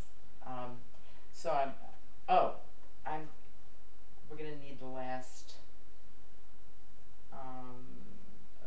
Since we're gonna try to call it by 6 because the people have to leave. Who else has to leave by 6? I'm here. I have class. Oh, but you have class at 6:30. Okay, but we need everyone in order to fulfill the writing exercise. So, we'll go until like 10 after 5 in terms of considering text. Is there any one of these? Let's just do reading the paper really quick because we'll read that out loud. It's quick and it's hilarious. Which one are we doing? Reading the Paper by Ron Carlson. Oh, you're so organized. I should do that. Okay. Okay. All I want to do is read. Reading the Paper by Ron Carlson. All I want to do is read the paper, but I've got to do the wash first. There's blood all over everything. Duke and the rest of the family except me and Timmy were killed last night by a drunk driver, run over on the movie line, and this blood is not easy to get out. Most of the fabrics are easy to clean, however, so I don't even bother reading the fine print on the cheer box. They make this soap to work on all conditions anymore. Then I get Timmy up and ready for school. He eats 2 Hostess donuts, and before he's even down the street and I picked up the paper, I can hear him screaming down there. Somebody dragged him into a late model Datsun, light brown, and kind of truck Duke, bless his soul, always thought was silly. So I've got the paper in my hands, and there's someone at the door. So few people come to the back door, and I know it's going to be something odd, and I'm right. It's that guy in the paper who escaped from the prison yesterday. He wants to know if he can come in and rape me and cut me up a little bit. Well, after he does that, my coffee's cold, so I pour a new cup. And I'm about to sit down when I see Douglas, my brother from Dill, drive in the driveway in his blue Scout so I can pour 2 cups. Douglas looks a little more blue this morning than a week ago. He started turning blue about a year before they found the bricks in his house were made out of class 10 caustic poison or something. He's built a nice add-on, or he and Irene, bless her soul, would have moved. But at least this morning he's wearing an extra John Deere hat on the growth on his shoulders, so that's an improvement. He says he's heard about Duke and the 3 girls, and he asked me, "What were you all going to see?" I can barely hear him because I see 2 greasers backing Duke's new T-Bird out to the side lawn. If they're not careful, they're going to hit the mailbox. They miss it and pull away. That car always has the prettiest turquoise in the world. I stir a little more cremora into my coffee and turn to my blue brother. His left eye is a little worse, bulging more and glowing more often these days. You know, as much as I stir and stir this cremora, there's always a little left floating on the top. That's a great Halloween. You know, when he reads it, I get what it was saying. When I read through it, I'm like, I don't like disturbing writings. Like, this was disturbing to me. I didn't get it as humor until I heard him read it. It's actually hilarious. But it's one of these things that it's like, it's the Aristotle. It's all this stuff is serious, but it's in a tone that I find really Did you find it funny? Is it? Yeah, I mean, obviously, I feel like, yeah, it's like a lot of exaggeration where he just wants to, like, do very basic stuff, but there's always some new thing coming in that's just the worst thing ever, and so he has to take care of that. But, you know, I'm just trying to read the paper. There's always some new fire to put out. I've definitely been there. Okay, so what's the connection between the story and the title of the story? Well, the sensationalism in the paper usually, right? He's kind of deriding that. Exactly. The news always points out the best. That's exactly right. Yeah. It's What like is it? The news. You know, when you read the paper, Mhm. what is it? It's these kinds of stories, right? It's just constant people killing each other. Somebody got hit. They were fixing their. It's with the stuff that you tire read on in the their paper. car. Don't watch on What the you read in the news. paper. Yeah, this is all. And it's always just the worst things, Yes. like, you know, the 1 in a million chances that are unfortunate, but, yeah. So this is a spoof, although it's all serious. But I mean, you might wonder, wait, what's the? You should get that there's some satire going on here when everyone in the family was killed, and you know, this blood's hard to get out of this fabric. Okay, what is going on here? You know, it becomes like a Tide commercial. And the kid getting abducted and going to school. Yeah, the kid getting it. raped and cut up. And You know, after I get raped. Right, and cut up. Yeah, and cut up after he does. I pour some more coffee because here comes my brother Dill. He's got the John Deere hat on, a growth on his shoulder because of some contaminants in his house. As an adoptive Floridian, I can tell you that this happens very often with hurricanes. Like we know where to look to actually know if we're getting hit, or because I fly in and out so much, and you know, I'm always with my eye on the weather. I would never watch any of the major outlets to tell me about actually whether we're in danger or not, because they will say we're in danger and we're actually not. I look at government websites, I look at county websites, and I look at you know, the, how do you call it, NOAA, National Oceanic. Yeah. That's the only thing I look at, because everybody else, they just, the hurricane is there and they're trying to make money and get people to watch them, and they just completely mislead and they freak you out. So I think it's a great illustration of that here in this story, to learn your lesson in a way. Like it's gonna snow, you know, what do we do? The whole North Texas panic. Oh, right. Yes, yes. Let's broadcast from the high five. Yeah. Everybody shut down. It's like a couple of snowflakes. Yeah. But yeah, I'm like you. I didn't find it humorous until Jordan read it, because I even read it and I knew what it was about. I knew that's what it was doing kind of when I got into it the first time I read it, but I didn't find it funny. And then the way Jordan read it, I was like, oh, that's kind of funny. Well, and as somebody who And he never even didn't read it before. Yeah, well, and as somebody who deals with kids all day, I mean, you're trying to do something, and you know, some kids always got some new problem, and right, I mean, they're asking you the same question they've asked you a million times, and so I just kind of understood that, and especially like, you know, everybody else, you know, all these kids think all this stuff is so serious. And I mean, you know, obviously I want to do a good job for my kids, but to another extent, I'm like, dude, like, it's high school chemistry. Like, it's not, it's not that big of a deal, you know. But like, that's how they treat it. Like, oh, this is just so important, you know. And I get emails. I have a 74 in your class. How do I get it up to an 80 by Monday? And it's like, you know, I don't know. It's not gonna happen. You know, and it's like, you know, I would like, say, give me $100. right. Oh. Joking. I mean, this, you know, but I guess what I'm saying is, like, to them, it is just so earth-shattering. You know, it's so significant. You know, it's to them. about tone and perspective. Right. I mean, you look at the news. I mean, you look. Everything is rife for satire, right? You know, everything is satire making. And I mean, Tom and I, my husband and I, joke all the time about how they identify people. You know, like when they interview people, you know, how do you feel about this, the Trinity River being poisoned or whatever? and then you identify a person, you know, Walker or something, you know, and, you know, like we just, activist. yeah, activist or, yeah, exactly, you know, human. I mean, like there's so many things to make fun of, and he's making. I wanted to include this because here's all this stuff that is like frontline serious magnitude, but yet it's a spoof. And it's all deadpan.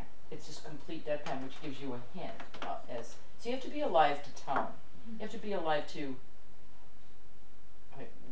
And ask questions. Wait, why is he talking about like fabric when her, I guess she's raped, when her whole family's just been knocked off? You go, okay, and you have to go with it. And then once you get on the humor horse, then the whole thing's hilarious. After he does that, then, and, I mean, and it's just calamity after calamity after calamity, and it gets to a point of craziness. So my point is, feel free, and it brings home what we watch as normal every day, like normal. Feel free to. I'm sorry. Oh, no, feel free to make satire and go crazy. Yeah. What were you gonna say? I especially liked that last one. You know, back to what we were talking about on the last one with the little touches that made the kitchen, brought it intimate. I mean, haven't we all had that experience where you've got that powdery white stuff in your coffee or tea, and it doesn't matter how long you stir it, there's always just a little bit that floats on top. I mean, that just made it such a real. Well, that's the actual problem. But the problem is, right, the problem's not my brother or anything like that, you know, like there's just always, right, very like almost like a Seinfeldian thing, you know, That's highly neurotic. Well, the fact that it's mentioned in the same tone and on the same level as all these other calamities, you know, spoofs the calamities. Yeah. And so feel free. Feel free to go for what. I mean, I don't think any of you would think to do this, but do it. Go. You know, mine the absurdities. We live in absurdities all the time in life, right? Mind your absurdities. Go for it. What does satire mean? What's the definition? Oh God. Taking something and making fun of it, with possibly an impulse to for commentary to improve it. To it's social commentary in a vein of humor. I'll read it. The official definition. Satire definition. The use of humor, irony, exaggeration, or ridicule to expose and criticize people's stupidity or vices, particularly in the context of contemporary politics and other topical issues. So we live in a world of what I was just going to say that. Thank you. We can update it as now. Having that Or the cold open. Or the cold open. You know what that is? Okay, when they start out, you know, with last night it was the new season, and Alec Baldwin, they did a whole spoof on the impeachment thing, and that's absolute satire. Okay. Go just Google it. SNL September 20th cold open. That's what I did. It's on YouTube. That's completely satire. Okay. So it takes well-known people and exposes them to ridicule. So I don't understand the terminologies y'all use. Ask. Here. Well, I do. Yeah. You know, I'm kind of following along as best I can, but it's interesting. It's like, okay, I've done that word either. Okay. I have no idea what all that means. Okay, go ahead. No, bring it up, because we may not necessarily know it correctly. That's what I find about myself. And it's always Sometimes I think I knew what something meant, and then when someone like you has the courage to ask the question, I find that I thought it was that. Well, at work, if I don't know a word, I just Google it and go, and so I learn it, you know, but I don't have that. And then, so then there's other words that they say are similar, which is true. Okay, ridicule, parody, a parody of something, caricature, a lampoon, sending something up to great exaggeration.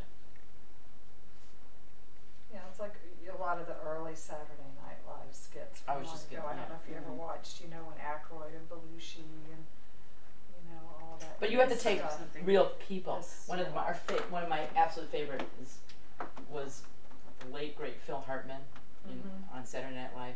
He did a whole spoof of Reagan. You know how Reagan was like, kind of bumbling and was into jelly beans and stuff. But the satire was, you see him publicly and the best Girl Scout in the country, and then goodbye, and then you see him behind closed doors being like this genius, speaking Russian and Arabic, and then pointing out strategic stuff, and then the aide comes in, your appointment with so and so is here. Okay, he's got to leave that and then go, hi, Just Google Phil Hartman Reagan, and it's so funny. Mm-hmm. But that's satire. He's parodying, whether you agree. It's just he's making fun of the persona of Reagan. Mm-hmm. So, but that's just one that comes to mind. And then Phil Hartman also, with Sally Field, does a hilarious one on Jesus, where she's one of these people that prays for everything. Oh, please, Jesus, make these cookies turn out great. Make this, And then Jesus shows up. Says, but you gotta stop asking me for all these silly requests, 'cause I got a lot of other hard work to do, And so it's a parody of not Jesus, but the woman. Mm-hmm. It's very fun. Phil Hartman, I'm so sad he's dead. But anyway, okay. This is satire. Y'all can do it. Just go with something you find absurd and pile on. Obviously, there's no end to it. This could have gone on for probably 2 more pages. The dog could have could have had a knife gone through it, and what else? UFOs. I mean, the point. Okay. I want to turn. Is there anyone? Okay, the wife on Ambien. I wanted to point out something. I did that very specifically. Where's the page 2?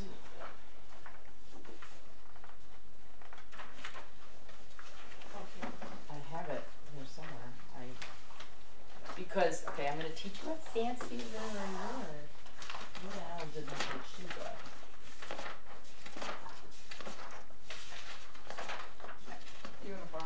I just had it. Because I just read it. I was rereading everything. Oh, shit.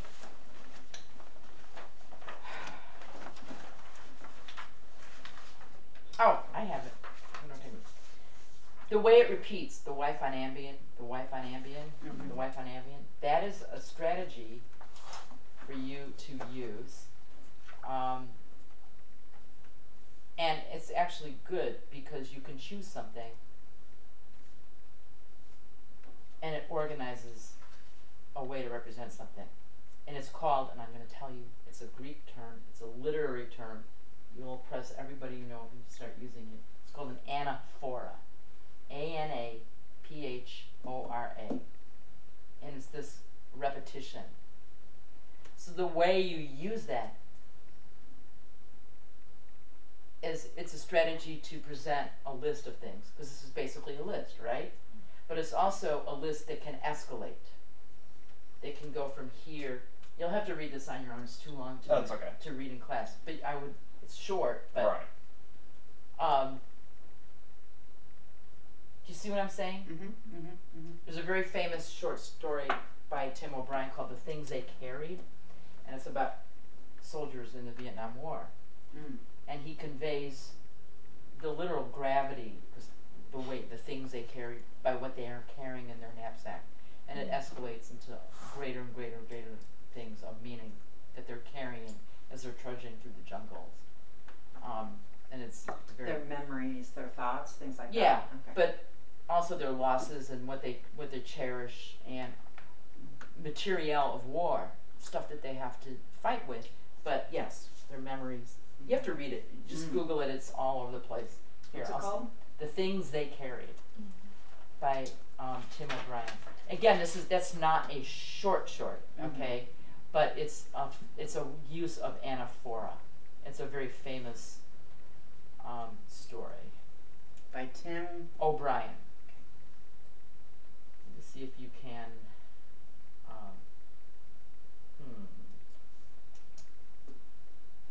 It's a great book. PDF. Story. PDF. Shit.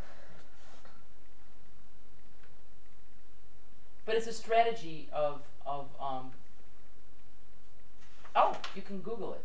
Oh, cool. Yeah, just put The Things They Carried O'Brien it's a story, because he has a whole collection called that. Okay. So,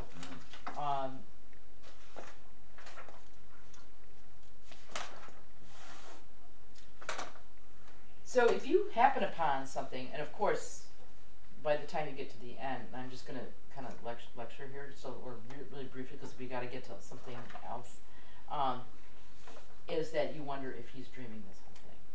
You wonder if it's his own projection, his own fantasy. Because when he thinks he's taping Her snoring. What? He thinks he's taping her snoring at night and discovers that that's not at all what's happening. Right. So again, it points to the essential mystery of who this man is, and how all this list of what his wife does, what's the source of this list. And then, of course, if you really follow it, you wonder about their relationship. It's a pretty impressive list. Yeah. Did you find any of yours here since you said you took Ambien? Okay, Ambien has been incredibly successful for me. Good. And I can't tell you, I won't even tell you how long I've been on it. But it does, I'm an absolute night owl vampire. I would be up all night but sometimes I have to function. The next day. Yeah. I mean, if I could, the world could be run, there's night people, you know, I'm one of them. But sometimes I have to do stuff like by 9:30 in the morning, so I force myself to get to sleep. This is a true story, and it makes. I've never done those crazy things like getting a car runs. Over one time, I woke up one morning. No, all right. I went to the bathroom like early, like 6 o'clock in the morning. So get my age. It happens. I smelled chocolate. It was a distinct smell of chocolate, and I wanted to go back to sleep, so I didn't really pursue it or what the hell. But then when I finally woke up, I took my hands from somewhere, and they were all brown. There was chocolate, melted chocolate in the sheets. I have no idea how. My girlfriend sleeps, eats chocolate every night. Well, I'm saying I don't. It's all over, and she doesn't do Ambien. Yeah. So. But I'm wondering, did I do something in the under the influence? They were sheets that were from the cupboard. Usually we just wash the same sheets and then this is TMI maybe. But so they were from maybe somehow some chocolate had gotten in there because there were sheets we hadn't used in several years. But I read this. I of course thought of that. This was recent, by the way. So anyway, use this. This is another strategy, an anaphora of my wife on Ambien called me by the wife on Ambien, the wife. And maybe you know since she has no name, maybe he's making the. It's a mystery. Are we going to write a story at the end? We are. Oh, okay. Oh, now I'm nervous. Okay. Good. Did the class description say we're gonna do some? We don't have to. No, that's fine. No, let's go. Okay, but this is what we're gonna do. What I want to do is take one. Let's have a little vote. I had two counterparts: the videotape where the librarian puts it in and sees her house, and then we have this counterpart of a crazy happy domestic situation, and then we have the one where the guy meets the woman he had a crush on, and she doesn't remember it at all, and then we have the Joyce Carol's counterpart of how these two meet with suppressed passion. So which one do we want to study and look at? You tell me. You gotta move quick. I found the one with the librarian the more interesting to me. But Okay. Which one was that? with the tape where she goes and looks at movies or tapes. What's the name of it? It's just the videotape. I'm sorry? The videotape. The videotape. Yeah.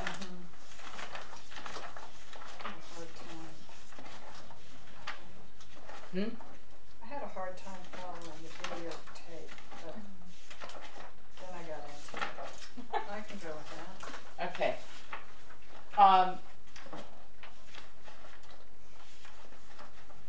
Do you have it, Rhonda?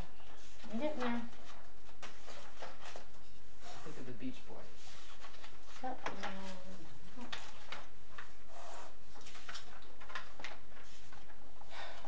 Okay. Okay, let's read this out loud quickly, because we gotta also look at some of these real life stories. Would you like me to read? Sure. Okay. I work at a library where my job is to buy videotapes for the film collection. Over the years, I've seen thousands of tapes. It gets to be pretty routine after a while. Then last week, I put in a tape and started to watch the movie. A mother and her children are riding in a car. The children ask where they are going. The mother replies, "We're going to Santa Rosa." I give a mental thumbs up. After all, Santa Rosa is my hometown. I watch a while, checking for sound and picture quality. I eject the tape and put in part 2. It's night. A young girl is running down the street. She approaches a house, runs up the steps, crosses the porch, and climbs in through a bedroom window. I move forward in my seat. It can't be. That's my porch, and the window leads into my bedroom. 2 girls are talking, but I don't hear what they're saying. I'm busy looking at the room. Window to the right, no closets. The house is too old for that. The 14-foot ceiling's so hard to find curtains for.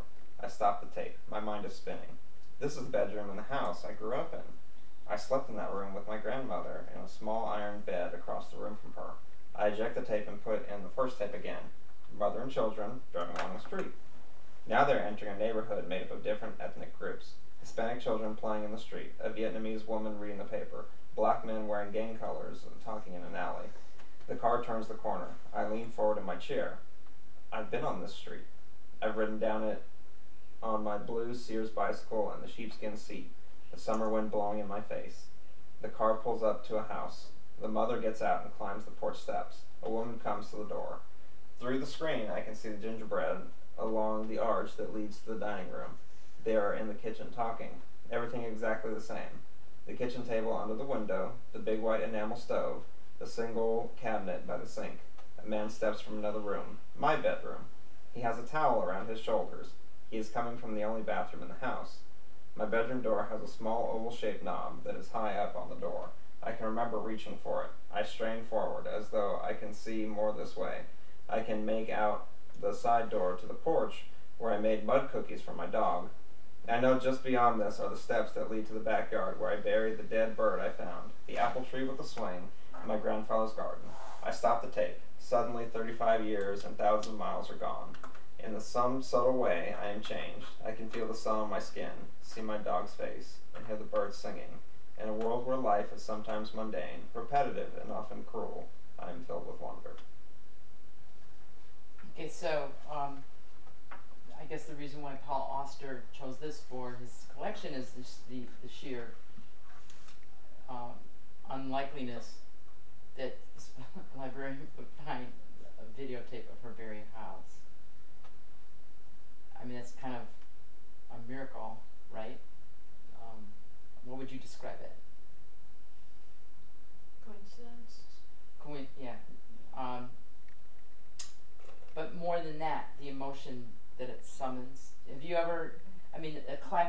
classic thing to do, I've certainly done it, is to go back to the house in which you grew up and kind of connect them now with the memories. And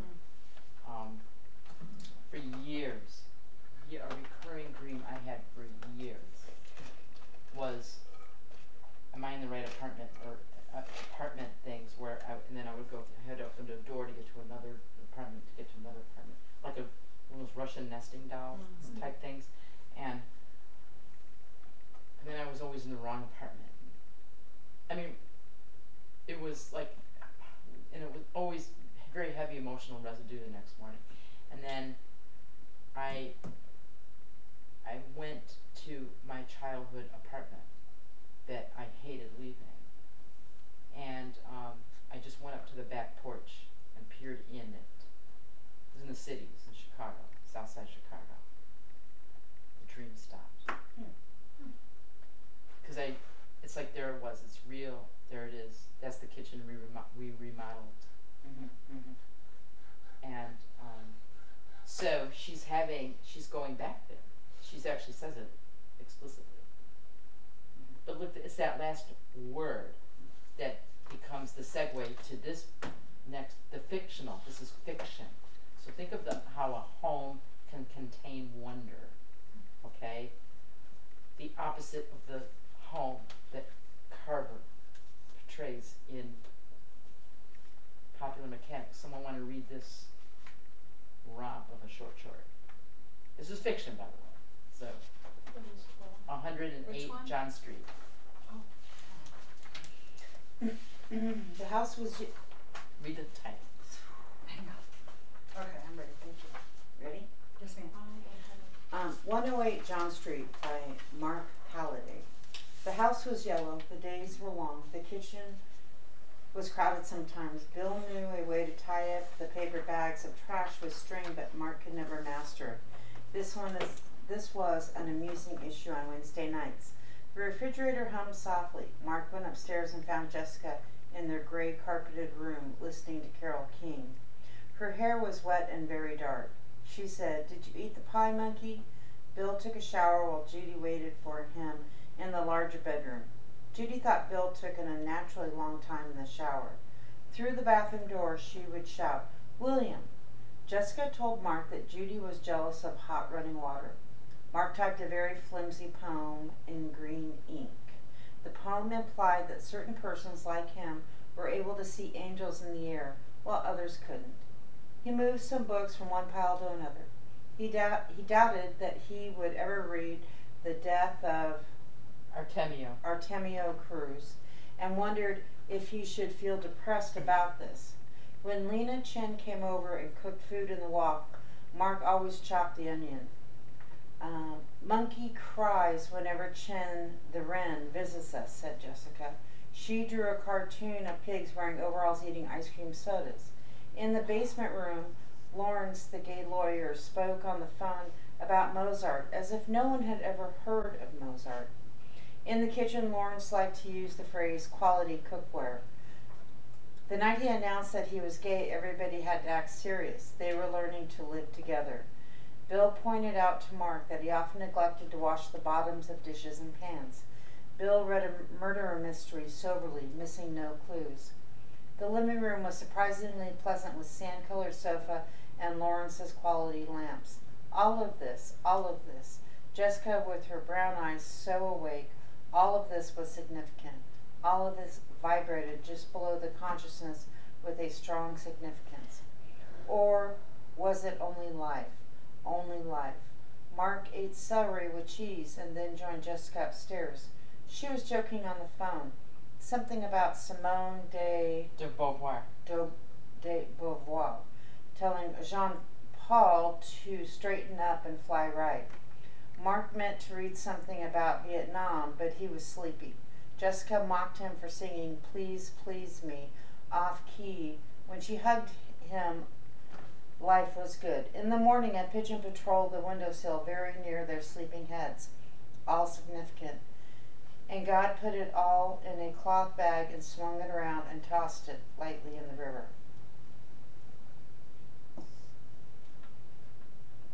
What did that mean? What did that I gesture mean? have no idea. Anyone wanna? Well, it's a group home. Mm-hmm. It's you could call this maybe poetry, but it's prose. Yeah. What is prose? Prose is just straight words, sentences. Okay. Text, no poetry, as Yeah. opposed to poetry, right? Oh. What's going on here, guys? Chaos. Okay, but who does any of this stuff? Reading. Hey, you wash the bottom of those pans. They're roommates. It looks like roommates. Yeah.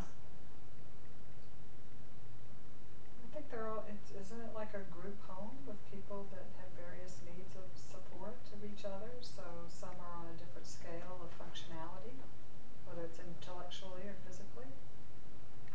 That's how I read it. I don't know that there's anything people are. Well.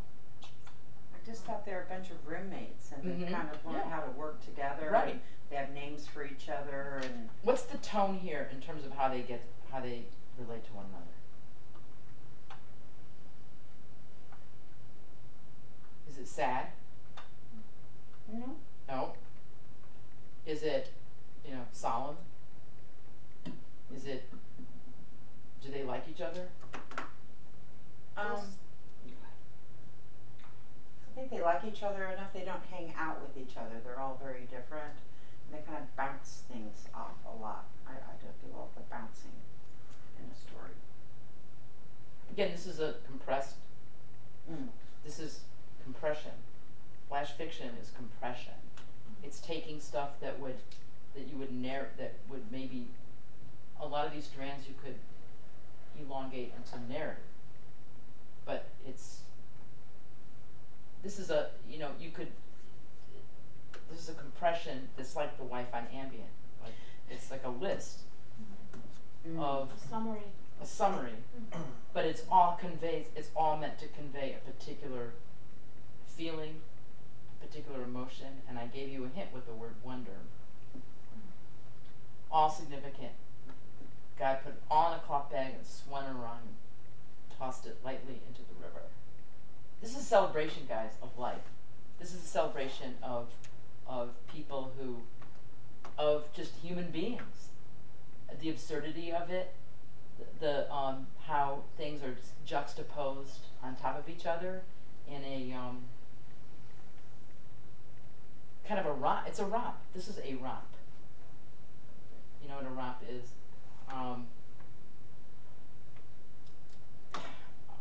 Just something wild and kind of almost veering out of control. Things. It's like life. Like he says, is this what life is? All thrumming. This is going on in that room. You take too long in the shower. Oh, she just likes hot water. She's just jealous of the hot water. Who doesn't have that? I'm telling my kid, would you not take 20-minute showers? Really? And then I'm waking up to chocolate in my bed. Like, my husband is refusing to clean the smoothie stains off the counter, which really happens, or not refusing to see that there's smoothie stains on the counter. The cat threw up. I stepped in it this morning. Literally. What else? Et cetera, et cetera. That's what this is. And they love you. I get this feeling of overwhelming love that they appreciate it. Lawrence announced he's gay, and we all had to pretend we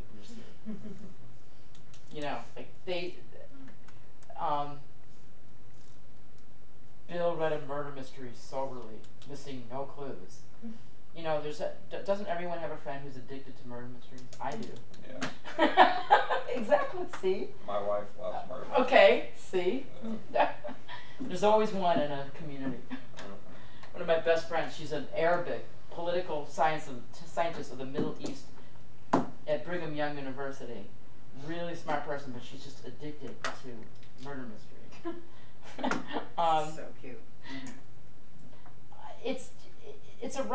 it's a celebration of life, of the absurdities.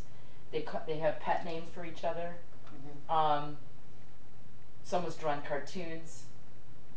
It's what goes. This is a happy domestic situation.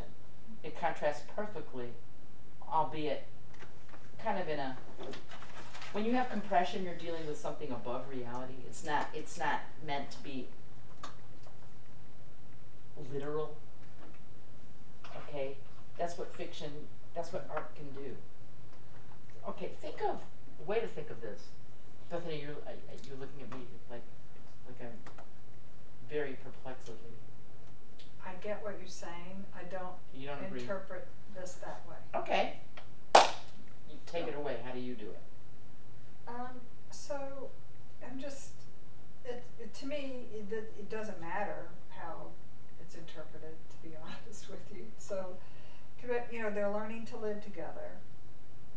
And then, you know, Jessica, her brown eyes so awake, all of this was significant, all of it vibrated just below consciousness with strong significant. Or was it only life? Only life. It was just, to me, it wasn't, it was very neutral. It didn't seem like a big celebration. It just felt like we're all together in this home now and we're sort of learning to live together and it's okay. And was it just, I don't know. So I was listening to you and thinking of these things as I was listening, trying to see it through your prism. And I always joke with people when they say, you look like you disagree with me. I always joke. I say, well, I've never had Botox, so I have this permanent frown right here. So I always look like I'm thinking. Well, I would just submit to you that there's usually a meaning of it's not just writers generally just don't. Okay, you know, here it is. It's like it's beyond applesauce. Mark Halliday, I think, is trying to convey something about the energy here, something about life. Like it seems bigger than life. We take these moments bigger than life, like Jordan's high school students. But he's also, I think he's also saying, but this is life. This is what life is. These crazy moments that are juxtaposed in a way that is kind of chaos. Who said chaos? Yeah. It renders like chaos. If you were to, you know, I wake up thinking about impeachment. Meanwhile, I get this chocolate in my bed and stuff it in the cat puke. Like, my kid's not calling. She's supposed to come. She's singing in the choir tonight. She's got this happy boyfriend and in fact almost threatened to kill the cat that they just got. I mean, like literally, this is like life. And I've just said there's no made up anything. And here it is. What are we supposed to think of this? How do we engage with this? And it's kind of, again, a miracle. I don't know. That's what I take to it. Damn it. I'm just offering something because we have, if we're going to do what we... Okay, so one of my faults as a teacher, whatever, is I always overbring. I always overassign. Oh, I call stories. So I can't, there's no, the Barry Hannah one, Even Greenland, about the plane that goes down. That's one of the great pieces. It's very mysterious and bizarre, but it's got a voice like no other. Again, the form compresses. I included mine because I know the story behind it, and I can share with you how I where the hell is it? It's called The Horse Radish, the root. The root. You have to know a little bit about Jewish, about the Passover Seder. That there's a part where you have to, Elijah signals salvation,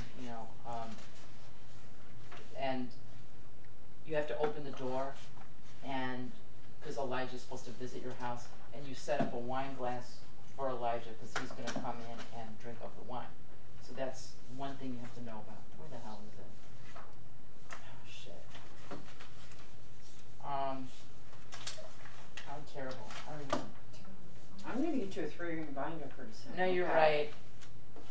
right. No, what it is I've made extra copies of stuff, and I have it from all different sources, and that's my problem. No, but I just want to tell you is that we were assigned this started when I was in grad school, and we were assigned to write a short, anything under 1,500 words.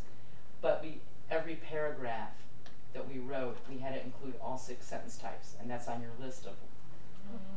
In order, we could not go on to the next paragraph until we had written all 6 sentence types. And actually what we learned, or at least what I learned, was that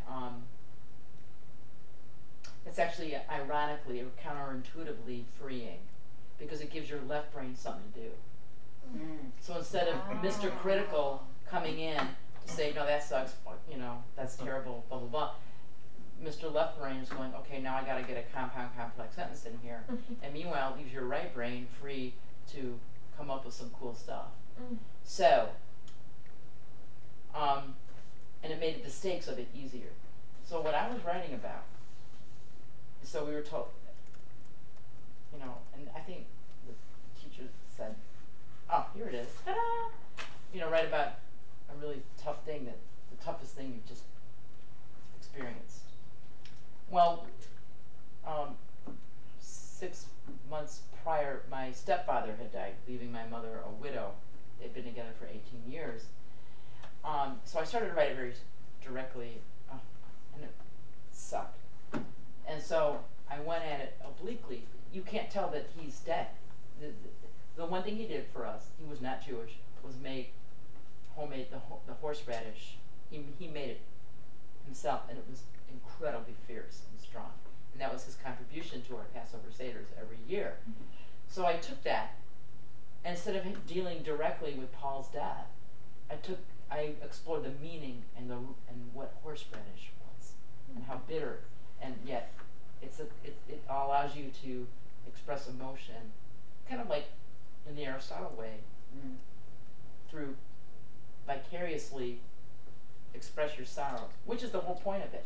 It's a ceremonial, symbolic dinner, and it represents, and it's really supposed to hurt. And you know, when you have great horseradish on a Seder, it's part of the experience. So then you've got this mysterious father wanting to feel the burn, and he's denied that in these people's houses. So I just wanted to share that with you, to show you how you can take something from your life and repackage it, or just get inspiration from it. Go at it obliquely. Paul's not mentioned in here, but he's invoked through what he did. Oblique writing is in a roundabout way? It's an indirect. I'm not writing about Paul's death. Right. But the spirit of him is in here. And I couldn't have written this had he not died. Right. Okay. Absolutely couldn't have. Because it also led me to get to the end of sorrow and mysterious grief.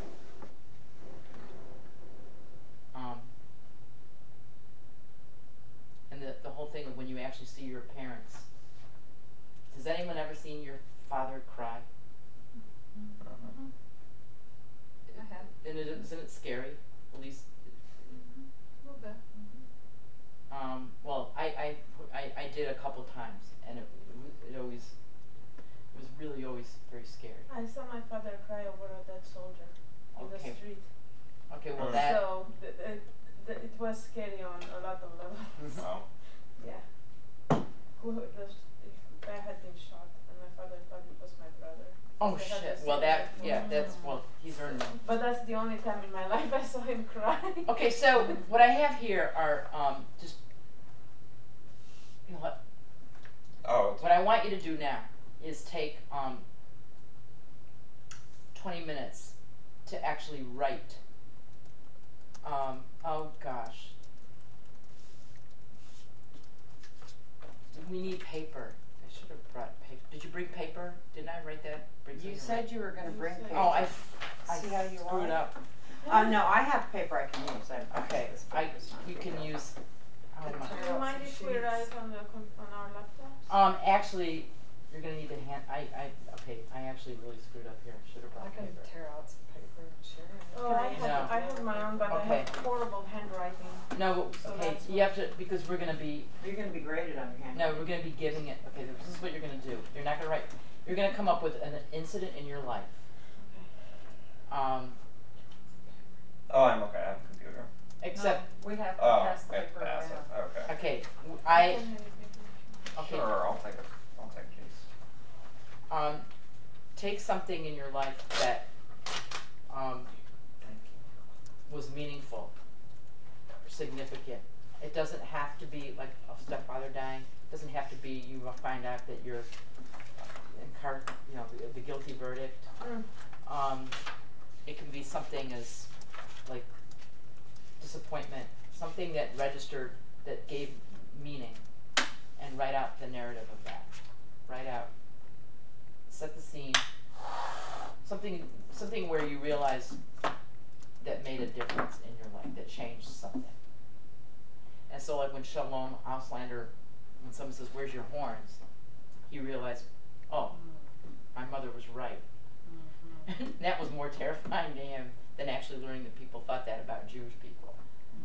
So that was an experience you had where things changed. Does that make sense? It could be anything. How much time do we have? 20 minutes. So are we just writing? No pressure. Just to Just write. the narrative. Just the narrative. No. And here, if anyone, look, you could write on the back of this because I've got tons of them. I have black paper.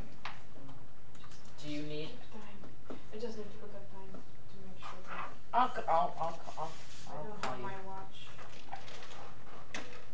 Are you sure you're okay? I'm really sorry that I forgot. I've got tons of notebook paper. Oh gosh, I sitting on know. the bar. We all have No paper. worries. I'm trying to think.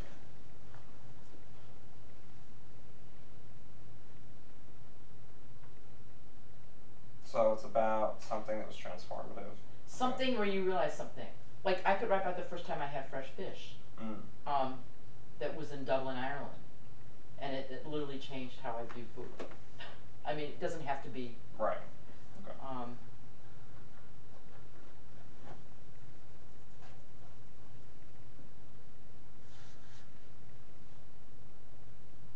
Or it could be about the time I saw my dad cry.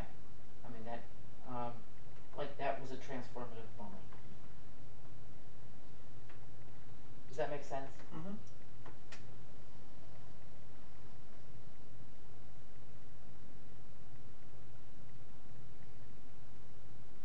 Or the time when my now husband, whom I married 33 years, but when we decided to marry, we only knew each other for 3 months, and he pushed me up against a wall in Chicago and says, "You could trust me."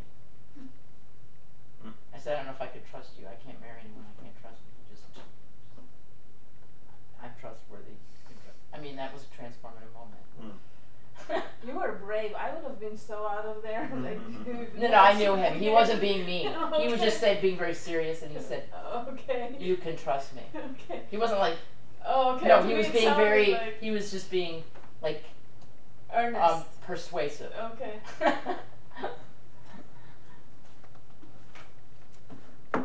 Firm.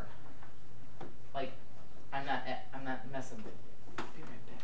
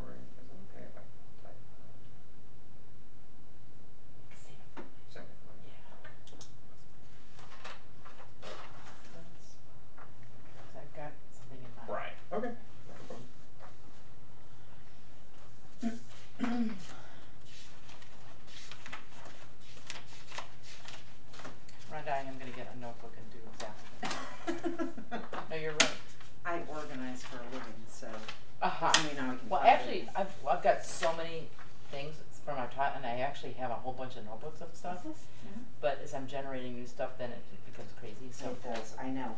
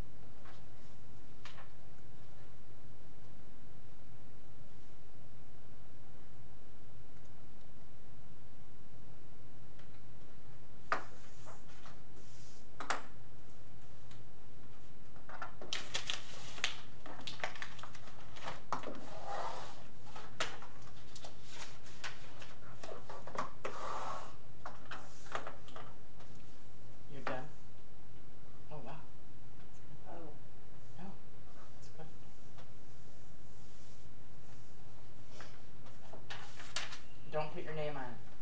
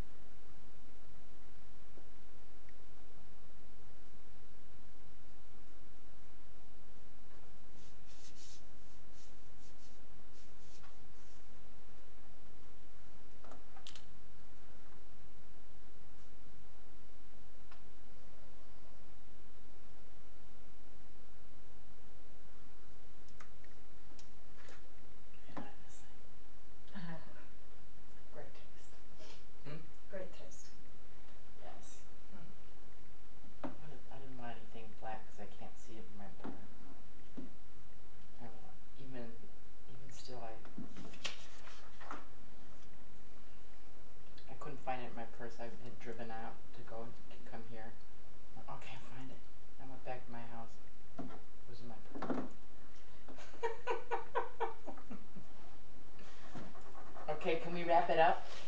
I just need like 2 minutes. Okay, 2 more minutes. Please.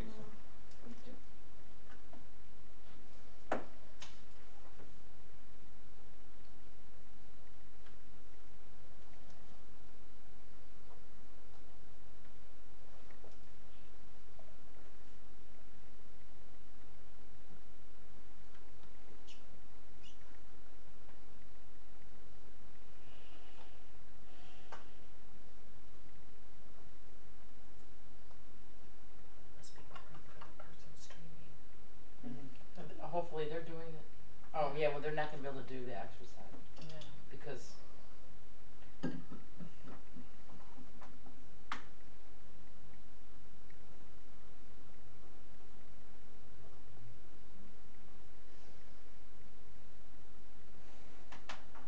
Oh, it's October. in 2 days.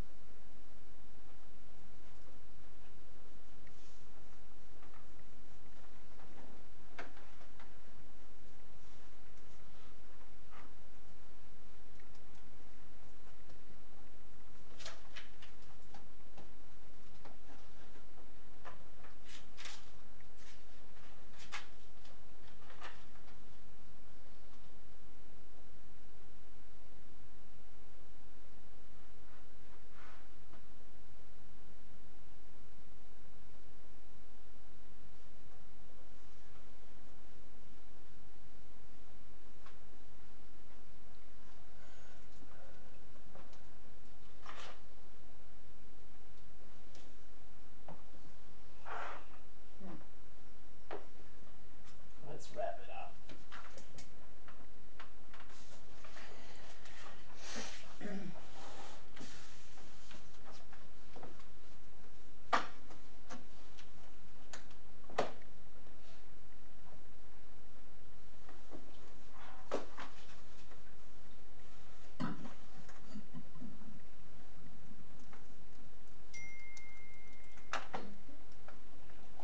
Someone got a text.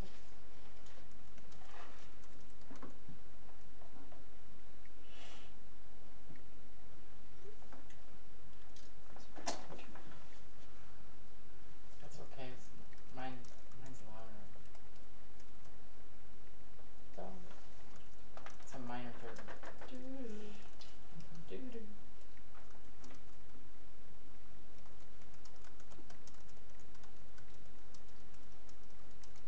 Rangers won today. In the last The last game at home at the in old that park.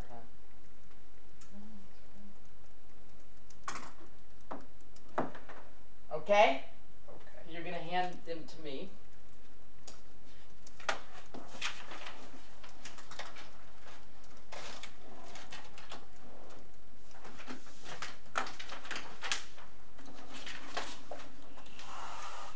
Thank you, darling.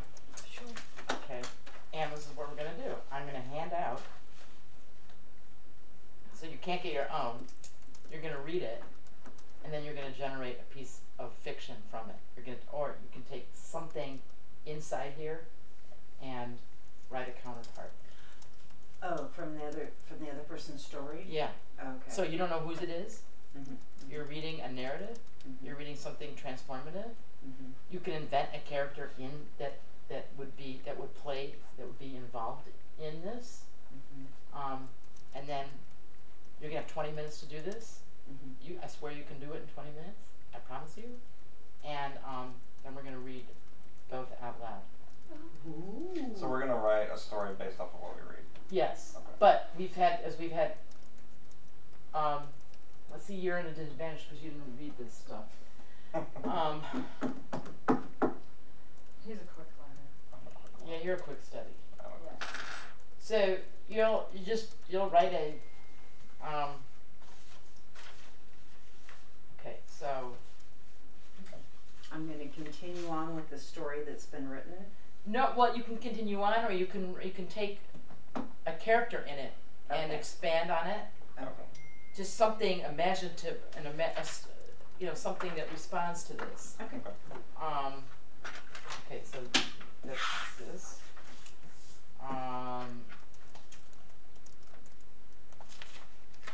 Wait, who's this? Wait, tell me if you get yours.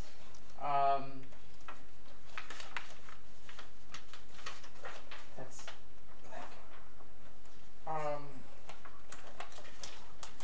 you didn't get yours? No, okay, good. And don't worry about who wrote it or whatever it is. Just read it and respond.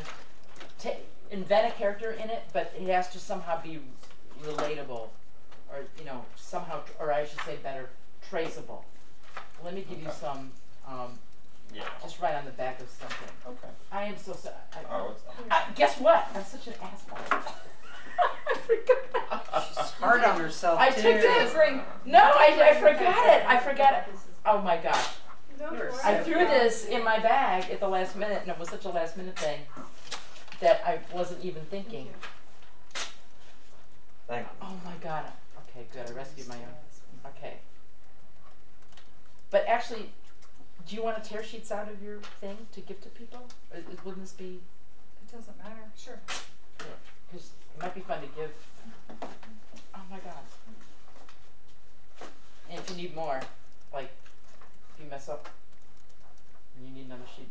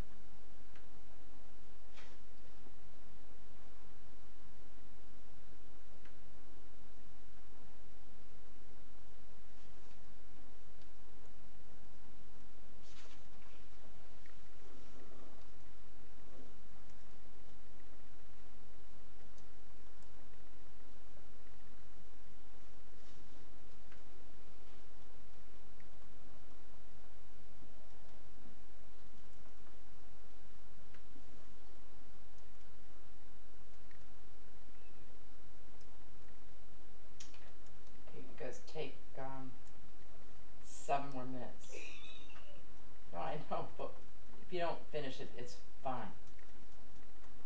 I will fail. Just kidding.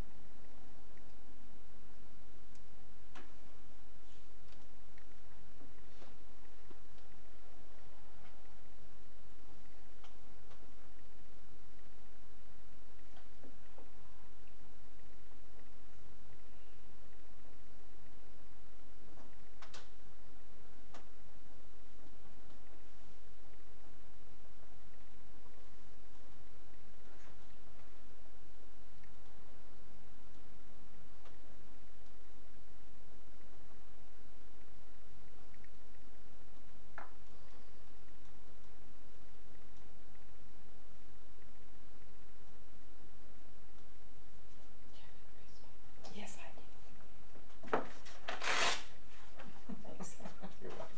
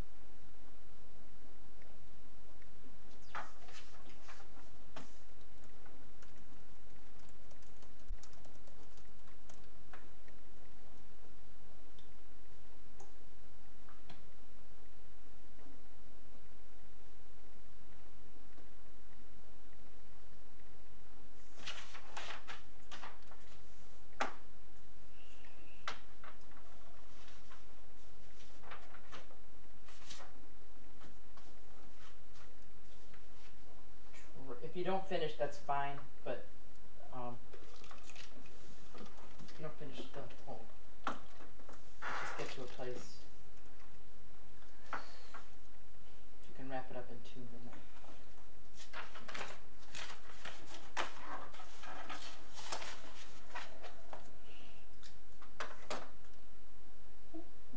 Have you ever written a story collaboratively like that? It's kind of fun to Take like one part that. and somebody else take the part? No.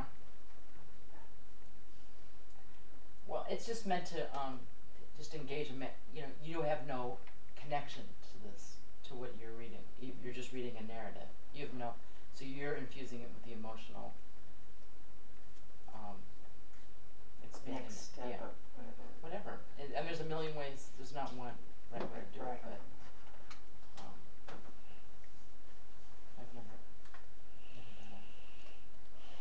it. How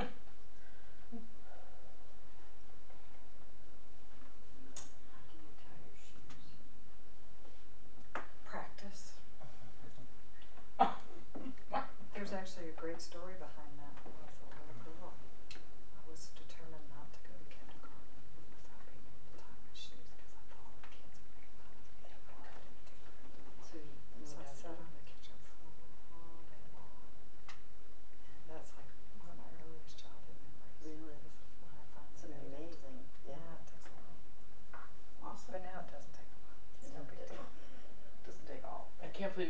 question. I have boundary issues. No, it's an awesome Oh, question. yeah, it is. It's like, It's a very insightful question. Yeah. I'm so impressed by that. Yes, I It's pretty do good ties, ask too, isn't it? questions. Yeah. It's pretty good ties. They're excellent You talks. should write. I'm not kidding. A narrative about that. I think I have somewhere. Yeah. But yeah, I should pick it up. I should pick up all my stories and do something with them. Yeah. No, I think it is like my earliest childhood memory. See, it's so funny because that's my childhood That's memory. one of my earliest too. Really? How interesting. How is it? I wanted my mom to do it, and she always did it. And one day she said, "No, you're going to do it yourself." No, you do it. Yeah, it became a power struggle. The subject was really a power struggle. She left me alone in the room. I threw a fit, a tantrum, like Helen Keller. Yeah. Like, Right. and Interesting. Yeah. and by golly, you know the Word. part in the movie when Annie Sullivan comes Oh out. yeah, she finally. Yeah. The room's a mess, but her napkin is folded. Yeah. It's like Yeah. I cried, but my shoes were tied. Oh, yeah. Funny.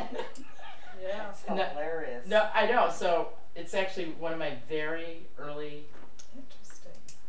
I remember my mom was doing it, and one day I'm like, I'm going to do it myself and not tell her. And she was like, Rhonda, come here, where are you? I'm like, and I didn't want her to see that That's I'd so already cool. done it, you know. And for some reason there was a struggle in that. Like, I was embarrassed that I had done it. I think it's some kind of a rite of passage. Tying your shoes, yeah. I hated my mother with all my heart that she was forcing me to do it on my own.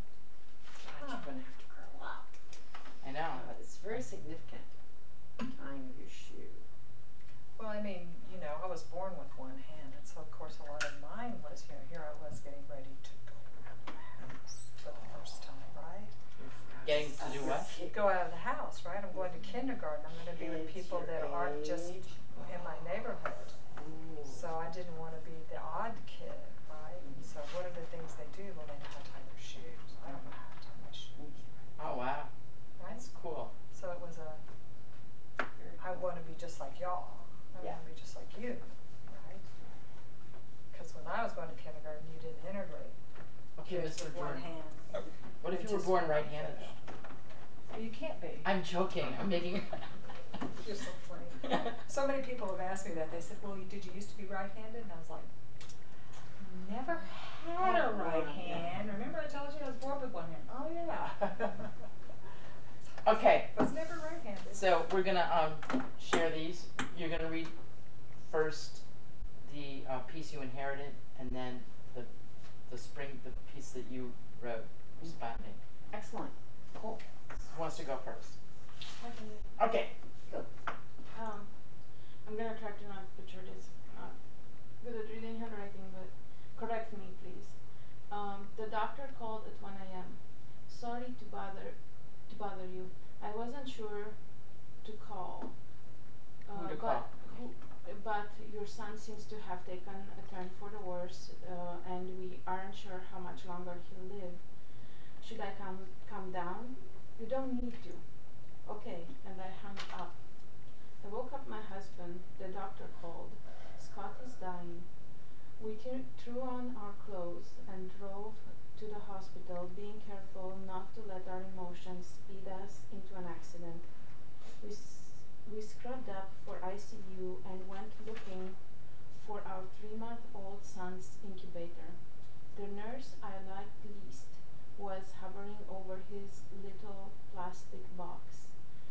The angel of death, I knew she was. The team of doctors, circled us, and the news was confirmed. His tiny body was crashing. Can't we hold him now? I asked. We'd never held him. What did it matter to protect him now from germs? Germs that had already mobilized and were making war on him. I let my husband hold him first. Somehow I felt he needed that. Then I sat in a rocker and cradled my firstborn for the first time. They'd removed all the tubes and monitors so I could just rock him. When the moment came, I felt a moment's panic. Who would guide him as he crossed over? I hadn't thought of that and felt a mix of panic and shame that I had not thought better of how to care for him. Just then I smelled her. She had a distinct scent of flower in her apron. It was my grandmother. She'd died when I was 14, but had been my constant lifeline. I smelled her from flower. I smelled her flower and felt her hand. Oh, sorry. I felt her hand on my shoulder. Then I heard her voice. It's okay, I'll take him now. And she did. So should I? Okay. There is no bird like this one. No creature with its beak and claws as ruby red. Children die. They always have. Our forefathers have seen them die more often than we do. Modern science has spared us the pain of putting in the ground nearly as many of our offspring as they used to. Just look at lives of kings and queens. They, rich and powerful in their day, buried and buried.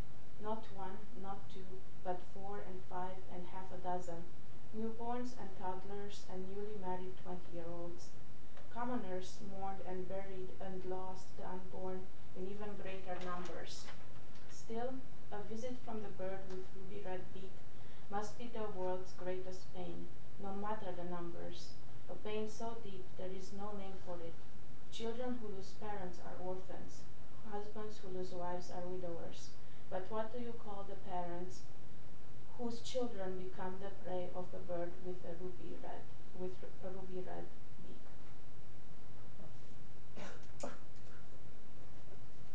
Wow. Nice. Wow. Thank you. Unfortunately, there's no time to comment. Okay, so why don't you read yours? Okay.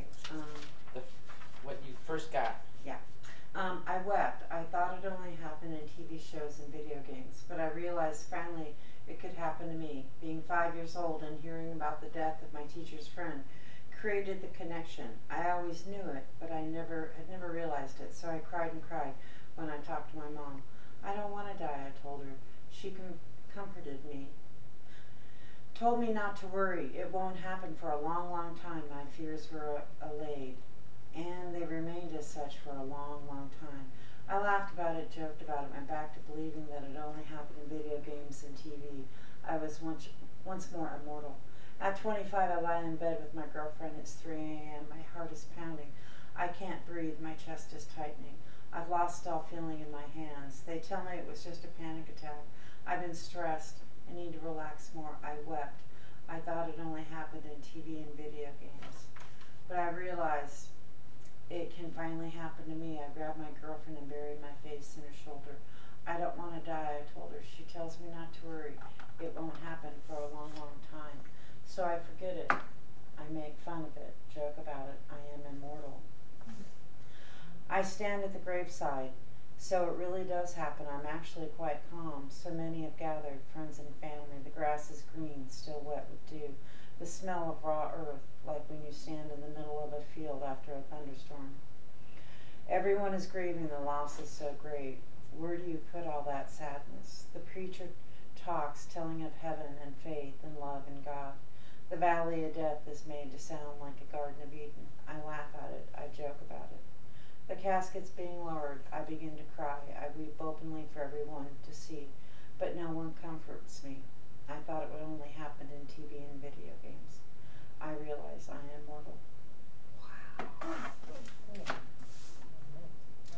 Kill them off. Wow. Okay. Mine's a little more lighthearted. Okay, we need a palate cleanser. So my boss is an idiot. Why isn't he like my old boss? Do I really have to work for him? I'm embarrassed. His boss wants to know how he is doing, so I inform him often. He is always interested. Can you believe he did this? Can you believe he did that? And this too? What was he thinking? Oh my God, he's such an idiot. I'm exhausted. I feel like a tattletale, running to my father, telling on my brother, over and over, and on, again and again. I feel sick, spiritually sick. Why doesn't he get fired? Oh, the big boss likes it this way. No one to question him. Oh, but I am dying. Now I see. I can stop. My boss is going nowhere. He will remain here, no matter what I say about him. Okay, I don't have to run to father anymore. No longer am I the child. I can stop. I am happy again. I am free. The person who works downstairs is an idiot. This is the entire reason they brought me on to take over this company. People like her and her incompetence need to be controlled. I was hired here for a reason, and yet she questions me the entire time. When she talks to me, all I can imagine are felonies I can commit against her. I slowly began adding work to her pile, giving her useless assignments. There was an office party after work, and I forgot to invite her. Cake was passed around for Daryl's birthday, and I gave that pea-brained tattletale the shittiest slice I could cut. She has tenure. She's been here for 25 years, but she's no more than a piece of furniture, just carpet that needs to be replaced. She doesn't like the new computer program. She likes the old one better. The old one is only better because that's the one she knows how to use and doesn't want to learn a new one. She's finally had enough. Comes to my office and calls me an asshat dickweed. I laugh. 10 points for creativity. She tells me how we'll fail without her and how much we'll miss her. Her severance check has been sitting in my desk for the last week as I waited for this moment. If that's how you feel, I say, we're sad to see you go. Fuck you, she screams. Her footsteps used to be the nails on the chalkboard, but them leaving were a melodious symphony of triumph. Wow. It's aggressive down there. Boom. It's interesting how you buried him and he fired you. Took me up and spit me out. Damn. That's great. It's cool how it worked out that way. Okay, Bethany, Wow. your turn. 25 minutes before sunrise, and I get in line behind 12 people. For a moment, I wonder if I should wait for one more to arrive so that I may not be the 13th. Mama has instilled me a healthy dose of superstition. And what is superstition if not deep, deep fear? I decide that allowing one more person ahead of me in line might make the difference if we eat that day or not. Sure, we have our big jar of lard in the kitchen cupboard, but without bread, that might be hard to stomach. So, number 13 it is. I will take the unlucky spot. Most of those waiting in line with me are old people, retired. They do not have to rush to work.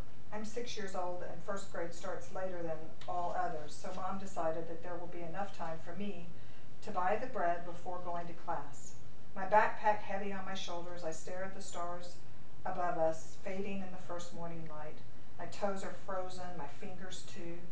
We are all lined up in front of the store. We know that if it opens or will not make any difference. Its shelves are empty. All we need is for the big bread truck to make it over. The driver will sell the bread right from the back of the truck. When it arrives, we all rush forward. We count the loaves of bread in the basket, enough for 14 people. The woman behind me waits tensely, afraid she'll somehow not get her bread. I produce our ration card from my bag. It says we're a family of 6. She notices and starts yelling, "You are the, is it Turku's? Turku's daughter. You are Turku's daughter. You're a family of 3. You're not getting 2 breads, you hear?" "We're not 3. We're 6, I yell back, so that I may convince the driver to give me the 2 remaining breads. I have a brother and a grandma and a granddad live with us.